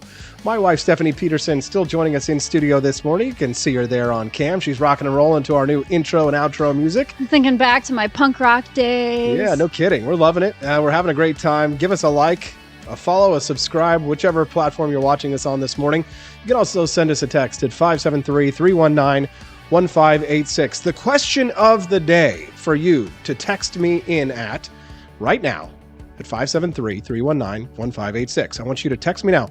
What is something that genuinely disgusts you? Think about that. Okay. What's something that genuinely disgusts you? Steffi, think about something in your head. You asked me this question before. I did. What is something that genuinely disgusts you? Do you want to know my answer? I would do, but I want to wait just a second until I finish my intro. The intro music is still playing, Stephanie. And I want you to text me at 573-319-1586. Something that genuinely disgusts you. I want to hear from you on that one. And then at 8:35, George Morris Petersen joins us live in the fur, in studio, coming up at 8:35. You don't want to miss my French Bulldog. It's going to be a good one. Yes, something that genuinely disgusts you. Send us in at 573-319-1586. All right, Stephanie, what is something that genuinely disgusts you? Let's hear it. This was a really hard question for me. And this is actually something that we as therapists have to think about in terms of what types of clients are we not willing to work with, because we are able to turn down clients if they make us feel very uncomfortable. And so in thinking about this, I would say that animal abusers and child abusers really disgust me. Yes, I think we can all agree. And I don't know how I could truly feel compassion for those people unless they've realized their wrongs and somehow they really want to change and be better. But Stephanie, there was a caveat there because I asked you, how do you feel about murderers? Yes, and somehow I'm so intrigued by psychotic people and sociopaths and stuff. So I'm really intrigued by them, but behind glass. I'm not so sure I'd feel comfortable being face to face with these people. How dare you? How dare you? How dare you? How dare you? It's 8:24, and you're watching the Wake Up America show with Austin Petersen. Text us in. What's something that absolutely disgusts you? I'm not the only one who watches the ID channel. Yes. Over on the live stream, Chris Morrill says black licorice. Disgusting. Oh, it is gross. Okay, if we're going with food, cilantro. I despise you're a cilantro hater. We were reading something recently about how some people may have not an allergy to cilantro, but it's genetic. There's some kind of genetic deal with cilantro where it tastes like dish soap to some people. Yes, I really can't describe the taste, but the smell itself is just cringeworthy for me. Drew Monk over on the live stream says liver dumplings. I have never had those. I gotta say, I kind of like liver. Or when every once in a while I used to go to KFC and they would have the fried. What is it? God, what is it? Gizzards? Oh, gizzards. Gizzards, turkey, and then they would have fried gizzards. Chicken gizzards and fried chicken gizzards, and I think they would have fried liver and stuff like that, and I kind of like it. I don't know.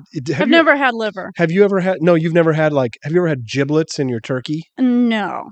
You've never had giblets? I never have. I mean, I was a vegetarian for 10 years, and I'm just now getting comfortable with most meats. I love giblets. In turkey, it's so good. What are they, you know what they call it? You know what another name is for that? What? Sweetmeats. Oh, sweet. So it tastes sweet? I mean, it kind of does to me. I mean, it's a very rich flavor. So what's something that you find disgusting? Send us a text, 573-319-1586. One listener texted in this morning saying that it seems like 90s nostalgia is a big thing among my generation. They were born in 1995. And they said, also, Easter eggs seem like a requirement for modern entertainment. Nostalgia for not just entertainment, but for politics in the past. Many people want to go back to the Reagan era or the 1950s. That's a good one. But we are in a different era with a different set of circumstances. We need to travail past. That's right. We need to accept the now. It's going to be America first. Okay? I need to find a clip of him. I need to find a clip of him saying we're going to make America great again, because we are led by very, very stupid people. Another listener texted in this morning and said, antiques are nostalgia. I guess that's true. Antiques are nostalgia. Yeah, and those are things that we can bring into our future. So that's totally healthy. In terms of what people are disgusted by, you can text us 573-319-1586. One listener texted in and said, Lee's Chicken here in Jeff City has livers and gizzards. Delicious. We got to go try it, Steffi. I'm willing to try it. It'll be a fear factor moment for me. No, when something's fried, it's like a lot less disgusting to you typically, right? Sure, Right. sure. Right. Yeah. So The breading makes everything better. Kenneth Slayer over in the live stream says that he loves cilantro. Kenneth Slayer also says mashed parsnips are on my off list. Parsnips? I've never had a parsnip. I don't even know what that is. You were a vegetarian for 10 years. You didn't eat a parsnip? I was not a healthy vegetarian. We'll say that. Yeah, one listener. I loved carbs. Yeah, one listener texted in and said, Steffi eats meats now? I guess they thought you were a vegetarian. I do. This is my coming out party. I am no longer a vegetarian. Oh, she's no longer a vegetarian. Well, I got to say that, she doesn't eat meat, but she sure likes the bone. Yeah. That's right. Give Steffi a round of applause, a like or a heart in the chat for her meat-eating tendencies these days. We'll go try some liver and some gizzards, maybe this weekend, or at least chicken. Oh, so much to look forward to. Lee's fried chicken. Another listener texted in at 573-319-1586 and said, I still have my old He-Man toys in a box. I'm 43. I don't play with them or anything. Not sure I'm keeping them. Sure. Right, because here's the thing. In an adult mind, playing with things just isn't the same anymore. Like, I could get out my Barbies and try to imagine different things, and it's just not the same. Our brains are fully developed now. We don't have that fun imagination that we used to. I'm sorry, guys. I'm a Debbie Downer, but I bring it. I bring reality. Parsnips look like large radishes, says Cecilia Harden over in the chat. Pretty popular in British cuisine. Yeah. They do. Another listener texted in and said, mayo is something that disgusts them. People who chew with their mouth open, that's a good one. And the laugh of Kamala Harris disgusts me. Also, it's this like evil laugh. It is. It's very weird. It's very weird. That's Matt. He says also cilantro is the shiznit. That's pretty good. Another listener texted in on what disgusts them, and they said that people who spit on a sidewalk or people who spit gum on a sidewalk disgust them. What disgusts you? We'd love to hear from you. Send us a text at 573-319-1586. And when we get back, you will get to meet my lovely son, my second-born child. He's actually our biological child, or so he thinks. Our biological child at 573-319-1586. Send us a text. We'll be back with more Wake Up America Show at wakeupAmericaShow.com. Hello, my name is Kelvin. Welcome to Frenchy Bullshit. This is my Diddy's website. Now I've decided to speak to you with my real voice for the first time ever to tell you about how cool Frenchy Bullshit is. But I've decided that this is the perfect opportunity to share with you. Frenchy Bullshit is a good website. You should follow us on socials. If you like Frenchies or any kind of bulldogs, me and my new brother George are going to try to make your life more fun. Hello, I'm George. My neck isn't really thick yet, but it will be. We are so glad you're here. Please ignore my floating eyeball. It helps me spot predators who might be approaching from the sides. Didi made Frenchy Bullshit to review things that he uses on me and my brother to tell you if it's good or bullshit. Take this collar, for example. Didi really likes it. Didi said it's really handy because us Frenchies got thick necks. Need something really tough. People think Frenchies are little, but if you look at us from below, you can see we are really pretty buff. Beefcake. Yes. Look at my creamy thighs and chest. Yes. You like that? Big brother, please focus. Frenchy Bullshit. Please follow us for more great content and read the Frenchy Bullshit blog for more fun and cool stuff.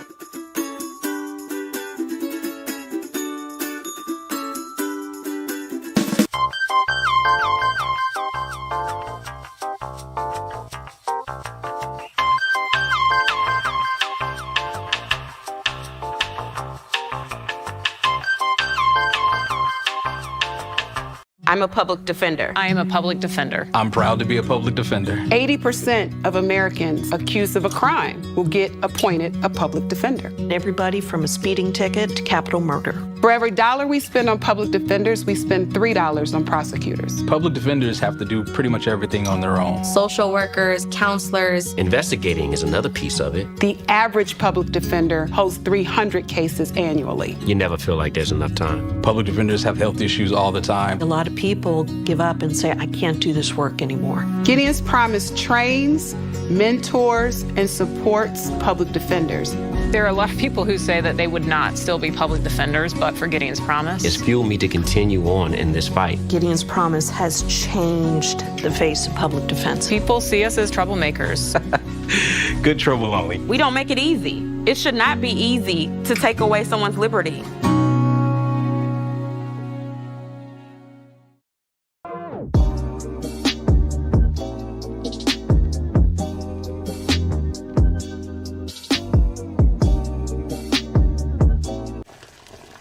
Ever hear the one about the frog? Put a frog in a pot of boiling water and it'll jump right out. Here's my resume again. But put a frog in a pot of cool water and slowly heat it up, and that frog will boil. It's a lie. But as a metaphor for us and all that we go through as veterans, The real-world experience. it's a story that rings true. We make excuses for how we feel. We push everything down. We tell ourselves the lie that it's easier to stay in that boiling water,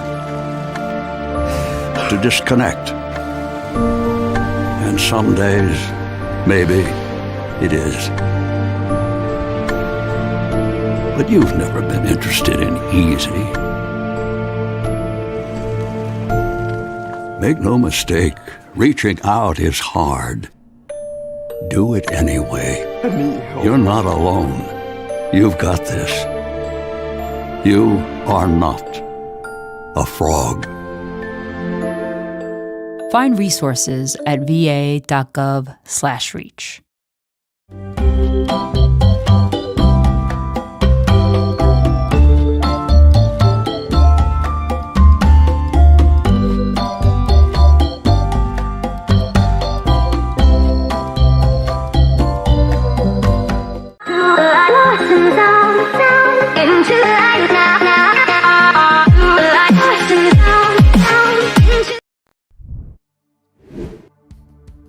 Good morning, it's 8:35, and I'm Austin Petersen, and you're watching the Wake Up America show at wakeupAmericaShow.com.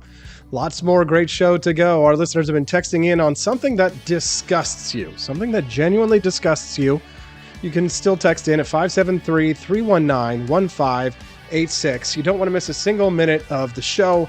We've been having a great time so much here, and our listeners' texts, we'll get to those in just a minute. But now, joining us live in the fur, in studio, my second-born child, George Morris Petersen. Good morning.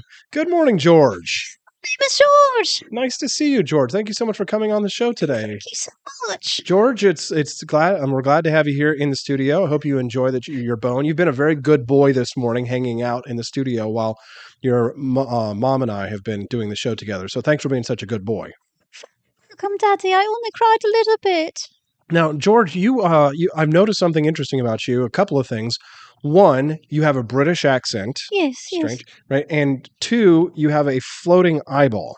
Oh, yes. I don't know which camera to look into. Am I looking into the right one? Yeah, if you wouldn't mind, just we've got a couple of cameras. We've actually got 3 cameras in here. If you wouldn't mind, just take a look into the camera up there. Let's see if we can see that little floating eyeball over there. Yes, I'm not quite sure that we can tell. Yes. Hello, George. I can see you. Now, George, you're a French Bulldog. I am. I'm a purebred. Yes, you are, but you have a British accent. Can you explain? I do. I'll tell you my origin story.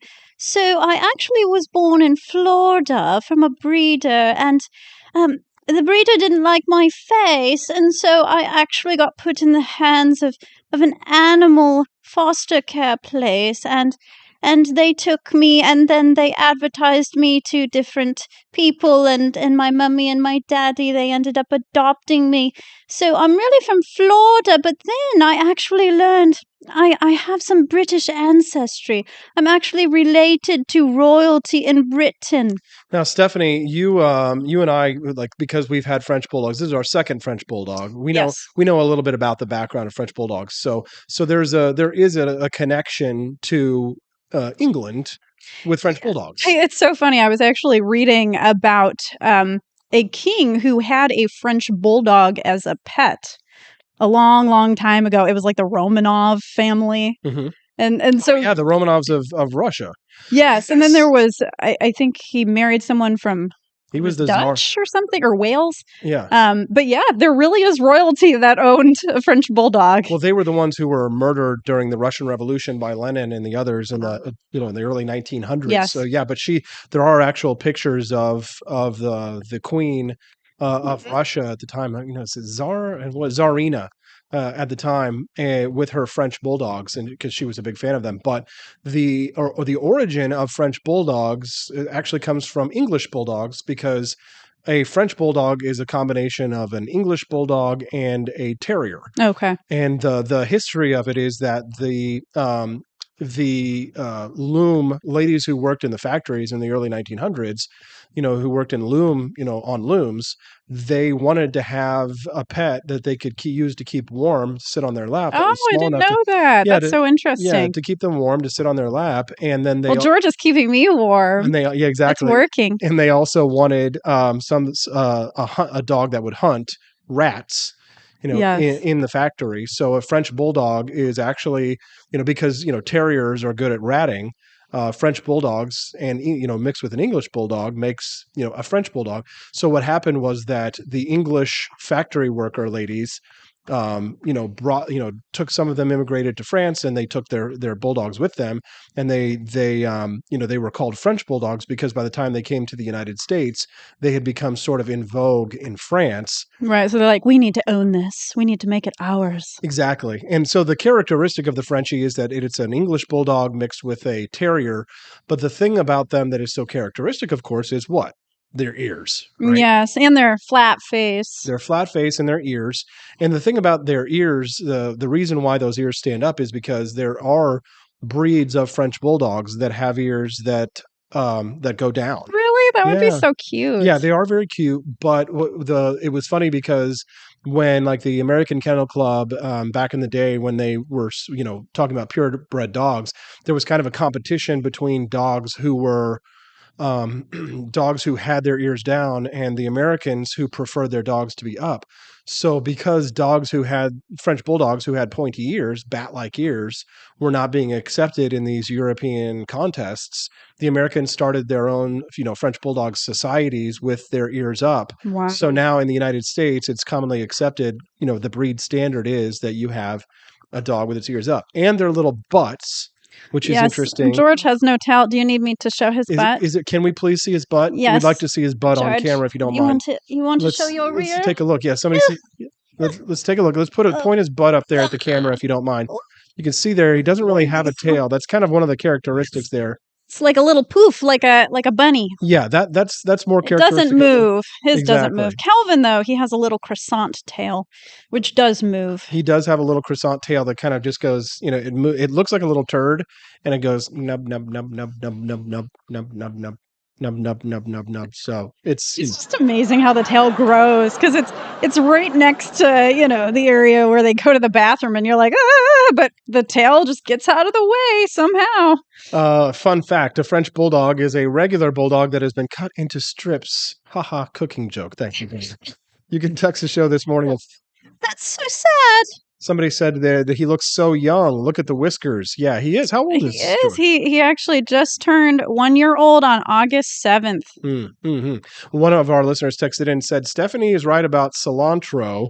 Does she also get a bad taste from Diet Pop? They asked. I don't. I do like Diet Pop, so I'm not really sure if they're connected. To me, diet soda tastes weird. That's just my take on it. But I don't really like drink diet soda, but but I know I never did get to answer, by the way, what it is that disgusts me. Yes. People who poop in toilets and don't flush it. Oh, yeah. It's like, okay, it almost seems like, or even women that like leave their period stuff in the toilet. I'm like, ugh. It's like, what are you doing? Just running away? Are you that frightened by what just left your body that you're like, oh God, I can't even deal with this?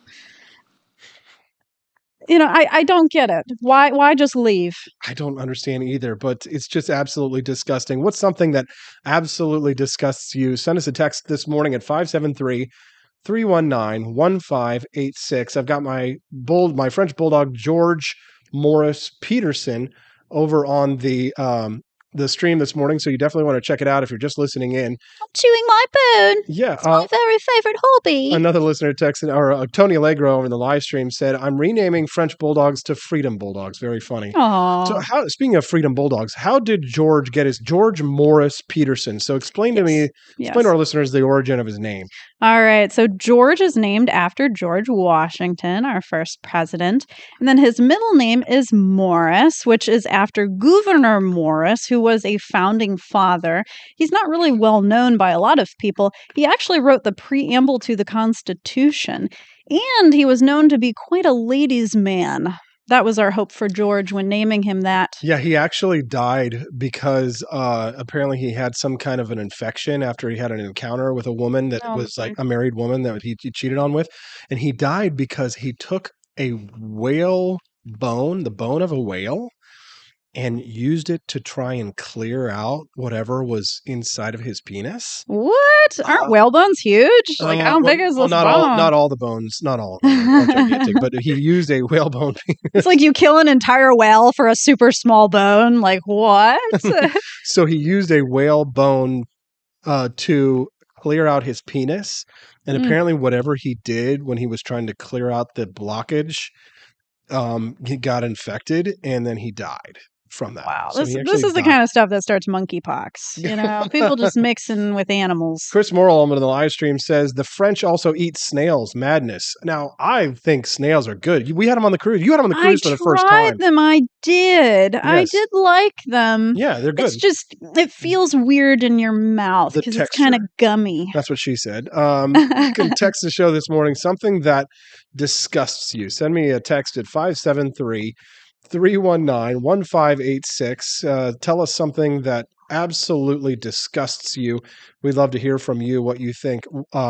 Sitting on a toilet seat with pee on it. Oh my gosh. Yeah. Like, why? I know men. I know y'all can be messy, but women, hello. What? Just sit on the toilet. Don't pee while you're standing up. Pee while standing up. Didn't you see something that like some invention the other day that like women can use to be able to pee standing up? I did. And I am so surprised by the responses I got because most of the women who I'm friends with actually own one of these devices. Mm-hmm. It basically it's like this container where you pee into it and then it has a small little tube at the bottom. And it lets out the pee so you can aim it and almost pretend as if you have male genitalia when you're peeing. One listener texted in at 573-319-1586 and said that Governor Morris is highly regarded by Yoram Hazony, head of the National Conservatives. Very interesting. Tell us something that absolutely disgusts you. You can text in at 573-319-1586. One listener texted in from the 816 and said cold coffee. Even if it's supposed to be cold. Yuck. I love iced coffee. Yeah. Another listener texted in and said, when people are rude to waiters who are clearly working the hardest they can. You know what? That is a big red flag for me. If somebody's rude to waiters, right? Because, how are they going to treat you if you can't do anything for them? I've been on a business meeting with somebody, we were at a lunch meeting in New York or whatever, and they were being rude to the waiter. And, this is a business meeting. I'm saying to myself, so, as soon as you can't do something for them, as soon as you can't help that person, imagine if you were a waiter, how would they treat you? So it's probably, I decided not to do a business. Put yourself in their shoes. Yeah, exactly. I decided not to do a business deal with that person just because, I was, I just was being cautious, right? Another person texted in at 573-319-1586. They said, people who chew with their mouths open. It's absolutely nasty. Yeah, a lot of people cringe when they hear people chewing crunchy foods. It definitely makes me cringe a little bit. Also, the other thing that makes me cringe is when dogs are licking themselves. Ugh. It's just like, stop. Another listener texted in at 573-319-1586. They said, when bread gets soaked, usually when I'm washing leftovers off of plates and it gets all spongy, that doesn't bother me so much. I kind of like to like sop up, you know? So you'd eat it? You'd eat really wet bread? Mm-hmm. Oh, George, where are you going, buddy? Yeah, just hang out with us here, George. Stick around. See. Okay, well, you need to go potty. We'll let you go potty because we got to go to commercial break. When we get back, we'll read even more of your texts of things that absolutely disgust you. It's going to be a great show as we continue as our heading into the weekend. Thank you so much.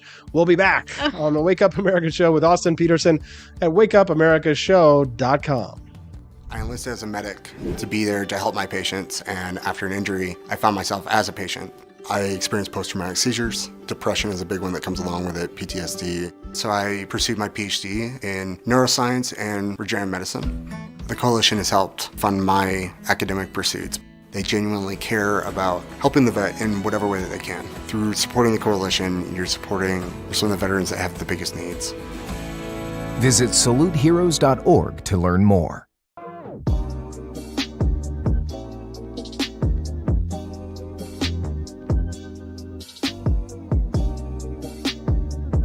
If there wasn't going to be somebody who was a fiery champion of liberty, somebody who would get out there and who would be aggressive, and if they wouldn't do it with more fire or passion than I had, then I would go and I would fight this battle for us. I've fought for the principles that we all share. Parties tend to be secondary to me. We're here because we believe in the principles of liberty. I am not a perfect messenger, but I think I'm a damn good one. This is a replica of our first president's flintlock pistol. You have my full support, my respect, and my gun.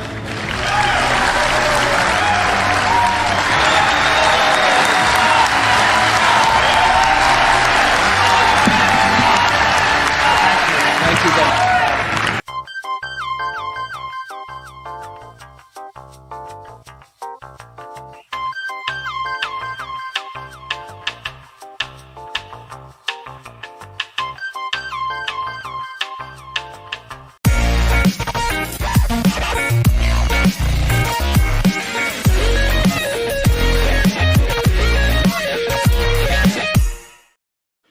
Had enough yet? Do facts no longer matter? Are lies to be encouraged instead of punished? This is not our inheritance. If truth no longer matters, we will not remain free for long. This is our generation's challenge, to defend our founders' hope that we the people could self-govern if we defend our right to get the facts. And right now, we're building the only defense of free people have, the facts, on every politician, every position they held, every statement they've made, every vote they've made, and any cash they've taken. It's the real history on those now pandering for your vote. There are hundreds of young people building our defense right now, and they need your help. We all have our passions, but as our ancestors knew, when events become so foul they threaten us all, we must stand and defend each other. Please, have our backs. Join us at votesmart.org.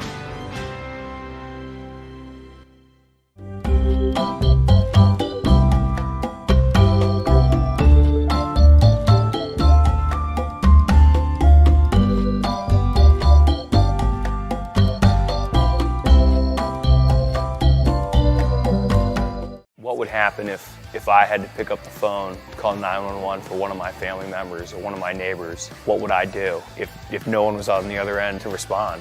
What if there was no 911? So you can be a part of the solution. Anybody can be a firefighter. Male, female, younger, older. We have school teachers. We have leaders in business. Is me, you, anyone that wants to be. There is no typical firefighter. As the world faces the challenges of the ongoing COVID-19 pandemic, Lions recognize that kindness matters now more than ever. And Lions and Leos are finding ways to continue to serve our communities, including ordering food delivery for healthcare workers, holding story time for children online, and providing surgical masks to medical professionals and first responders.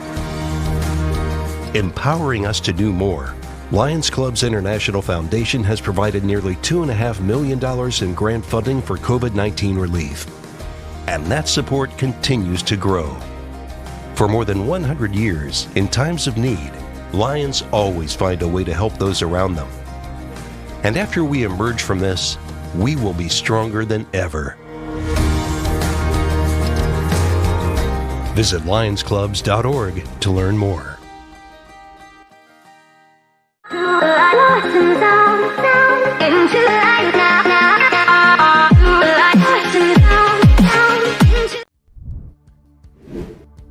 It's 8:52. Welcome to the Wake Up America show with Austin Petersen, broadcasting from Jefferson City, the heart of Missouri, the heart of America. Glad to have you here. We are still joined in studio, live and in person, by my beautiful wife and my second-born child, George Morris Petersen. Hello. Good morning. Good morning. Good morning, George. Good to see you again. Thank you very much for sticking around, and it's been a great show so far. We've been covering a lot of topics. A lot of listeners have been texting in at 573-319-1586. Cecilia Harden over in the live stream says, so speaking of gross bathrooms, listen to this.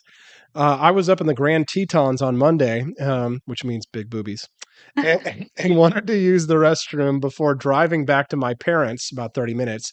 Someone had pooped or left it on the floor right next to the toilet. Oh my gosh. People are nasty. Maybe they couldn't make it. It was just too big of an urge. Maybe their dog pooped in the bathroom next to the toilet. I don't know. You can kind of tell the difference, you know. Another Kenneth Slayer over in the live stream says that I was surprised when 23andMe told me I am not genetically one of those who gets angry when I hear someone chewing. Why is that genetic? What evolutionary benefit is there to get angry at hearing someone chewing? 23andMe is kind of creepy to me. I will never give my DNA. But yeah, 23andMe can tell you about so many different traits that you may or may not have. I don't know how they can tell these things. Another listener texted in and said that something that absolutely disgusts them are people who record themselves being nice to the less fortunate to make money. Yes. We actually watched some of that stuff on YouTube. Yeah, where they go to like third world countries and they're like taking Snapchats. Yes. Oh, they like ask somebody, they're like, hey, can you take a picture of me doing this? And they like totally stage it. And then right after they're done, okay, thanks, bye. And then they get back into their like Mercedes and drive off. Yeah. How about like those videos of people who would like show up to Black Lives Matter protests wearing like this hot, sexy dress. Yes. And they'd like take a picture of themselves in the rally, and then they would just like, then they would just go get, or they would take a picture of them like nail, like with a hammer and nail. Yes, actually doing physical labor in like a ball gown. Yeah, just take a picture, right? Sure. And then when they're done, they just like they give the hammer back to the person who's actually doing the work and then walk away. Yeah. My broken nail. Oh my gosh. Yes, you can text us in to something that absolutely disgusts you at 573-319-1586. Love to hear from you on that one. One listener texted in and said that people who feel this obsession to lick their fingers before handing you money or paper. Like the school teachers that used to lick their finger before turning the page while reading a story, like your librarian. Well, like specifically like with this one with like, they lick their fingers before they're going to hand you the piece of paper or hand you the money, right? So it's like, still like damp when it enters your hand, and you're like, have you seen those signs that sometimes people will put up where they'll be like, we do not accept money that comes up from your bra? Really? Have you seen this? Girls doing this before? No shirt, no shoes, no money in your bra. Yeah, well, but have you seen girls doing that where they hide their money in their boobies? Yes, yeah. I do see that, and they hold their phones in there, and who knows what else. Mm-hmm. Yeah, that's what a fanny pack is for, guys. Yeah, send us a text at 573-319-1586. What's something that absolutely disgusts you? One listener texted in and said, people who are intolerant of other people's cultures and the Dutch. Oh my, the Dutch. What did they do? It's an Austin Powers quote, Stephanie. Yeah. I have watched the Austin Powers movies. I like them. People with bad hygiene. There's another one. Yes. Somebody Yeah. says. People who smell really, really bad. Like, I'm sure you experienced this on the subway. Well, I've been in libertarian politics for decades, so yeah. Oh yeah, on the subway for sure. People who have bad hygiene. Typically, those are like homeless people, and there's really. I mean, I say there's nothing they can do about it. There is always something that you can do about it, but I mean, right. To a certain extent. I mean, there are some medical conditions where you smell really bad and sweat profusely, but I'm sure most of those people do not have that kind of thing. What about people who blow their snot in public? Oh, like blowing your nose in public? Well, not blowing your nose, but just actually blow a snot wad in public. Yeah, while you're eating, that's pretty disrespectful. I mean, I blow my nose in public when I really have to, or people that are picking their nose in public and then eat it. That's gross. What about people who dump pets? Just dump pets off on the side of the road. People That's horrible. Like that. It's horrible. What do you think about that, George? Oh, it's so horrible. Oh my gosh, it just makes me so sad. Now, our first dog, Calvin, who's not here with us today, Calvin is actually a rescue. Now, George came from a breeder, but Calvin was a rescue dog, right? Well, George, he was originally from a breeder, but he was a rescue. We got him from New Beginnings Rescue out of Kansas because the breeder surrendered him because they didn't like his face. Yeah, they thought that, because he's got a weird eyeball. Right. He wouldn't be good for being a breeding dog. We say that he's got eyes in different time zones. Yeah, he and his brother actually came together. George's original name was Rhodey, and his brother's name was Howie. So, if you're out there, I love you. I miss you. Andy Opperman say that's called the snot rocket when you shoot a snot ball or something like that. We've got to go. It's the end of the show. We've got lots of great content coming up with you. Every day the show just gets better and better on the Wake Up America show. My beautiful wife here, we appreciate you very much. Like the show. Give her a big applause by liking the stream. Wherever you're watching it, give us a big applause for George. Make sure you like the show and share the stream as well. If you're on Facebook, share the stream onto your timeline and introduce it. Give a little title and say, hey, you should definitely watch this show. It's great. It's Monday through Friday, 7 a.m. to 9 a.m. Stephanie, it's been an exciting 2 weeks. 2 weeks in the can now. I know. Time is going by so fast. Oh, and remember also to follow Frenchie BS, Kelvin and George. That's right. You can find on socials. Frenchie BS. That's right. Frenchie BS on Facebook. Make sure you follow them as well. Steffi posts some great memes over there. Everybody have a great weekend. Doug Hill, Tony Allegra, Chris Morrill, Cecilia Harden, Matt Unruh, all of the Cantina crew. We're super grateful to have you as friends and fans of the show. George is trying to say goodbye. George is trying to speak. He's eating the. Don't eat the microphone. Don't eat the microphone. We got to go, but there are some commercials left to go. Make sure that you stick around and watch those commercials, because remember, those commercials are given to us by people who believe in the message of freedom and liberty, economic freedom, personal liberty, and and support them if you will. All right, we got to go. Thanks so much for everything. Have a great weekend. We'll see you on Monday. The Wake Up America Show with Austin Petersen at wakeupamericashow.com.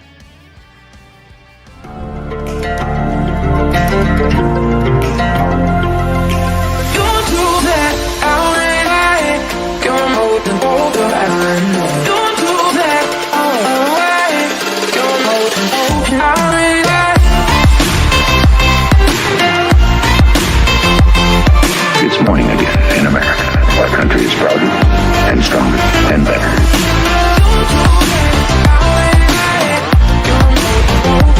I like shooting things, but whenever I can't shoot something, I like to cut things. My life isn't all about shooting and stabbing and cutting, though. Sometimes I have to do actual work, but when I work, I still like to have fun. And there's nothing less fun than trying to cut with a crappy knife. Thankfully, from the ancient sect of Christian knights, who also loved cutting and stabbing, comes a new implement that has received my personal blessing, the Templar knife. Like the ancient sword of Excalibur, you don't choose a Templar knife, it chooses you. You just decide what kind you want on the website first, however, and then order it online, and then it chooses you. The Templar knife comes in a variety of shapes, tapes. As a man of culture and taste, I have decided I will never use a terrible knife again. And thanks to the inspiration provided by this excellent product, I have decided to launch a new crusade against anyone using less than superior knives. Join me, brothers and sisters, by visiting uppercuttactical.com/pages/Templar-knives. That's a lot of slashes. For that, you'll need a Templar knife. For 10% off, use code AP for Liberty and join me in a quest for glory, for liberty, for Christendom, for the Templar knife. Get yours today. Fire.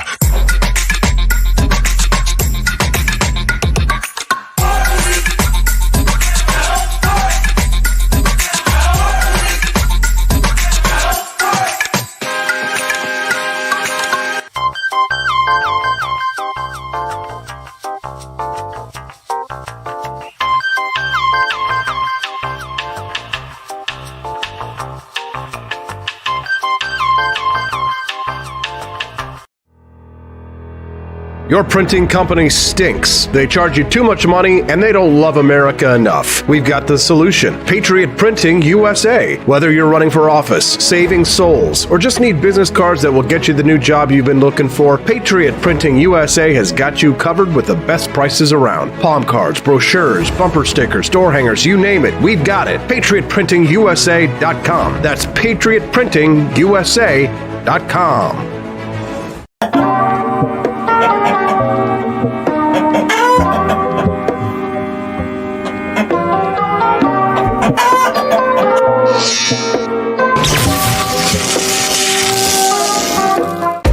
Want an engaging website to boost your business?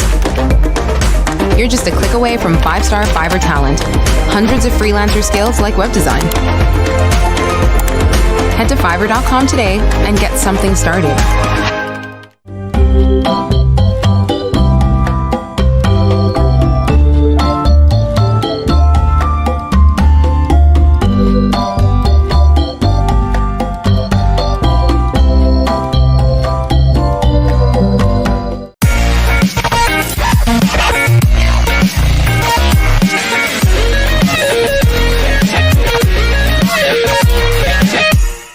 Average Americans are turning into conspiracy theorists at an unprecedented rate. Flip City Magazine was created for new converts to aid in their in-depth research along the path of absolute truth. We offer the hardest-hitting news and opinion delivered uncensored in print directly to your door. Display proudly on your coffee table or hide discreetly under your mattress. Flip City is the magazine they don't want you to see, much less read. Subscribe to Flip City Magazine today at flipcitymag.com.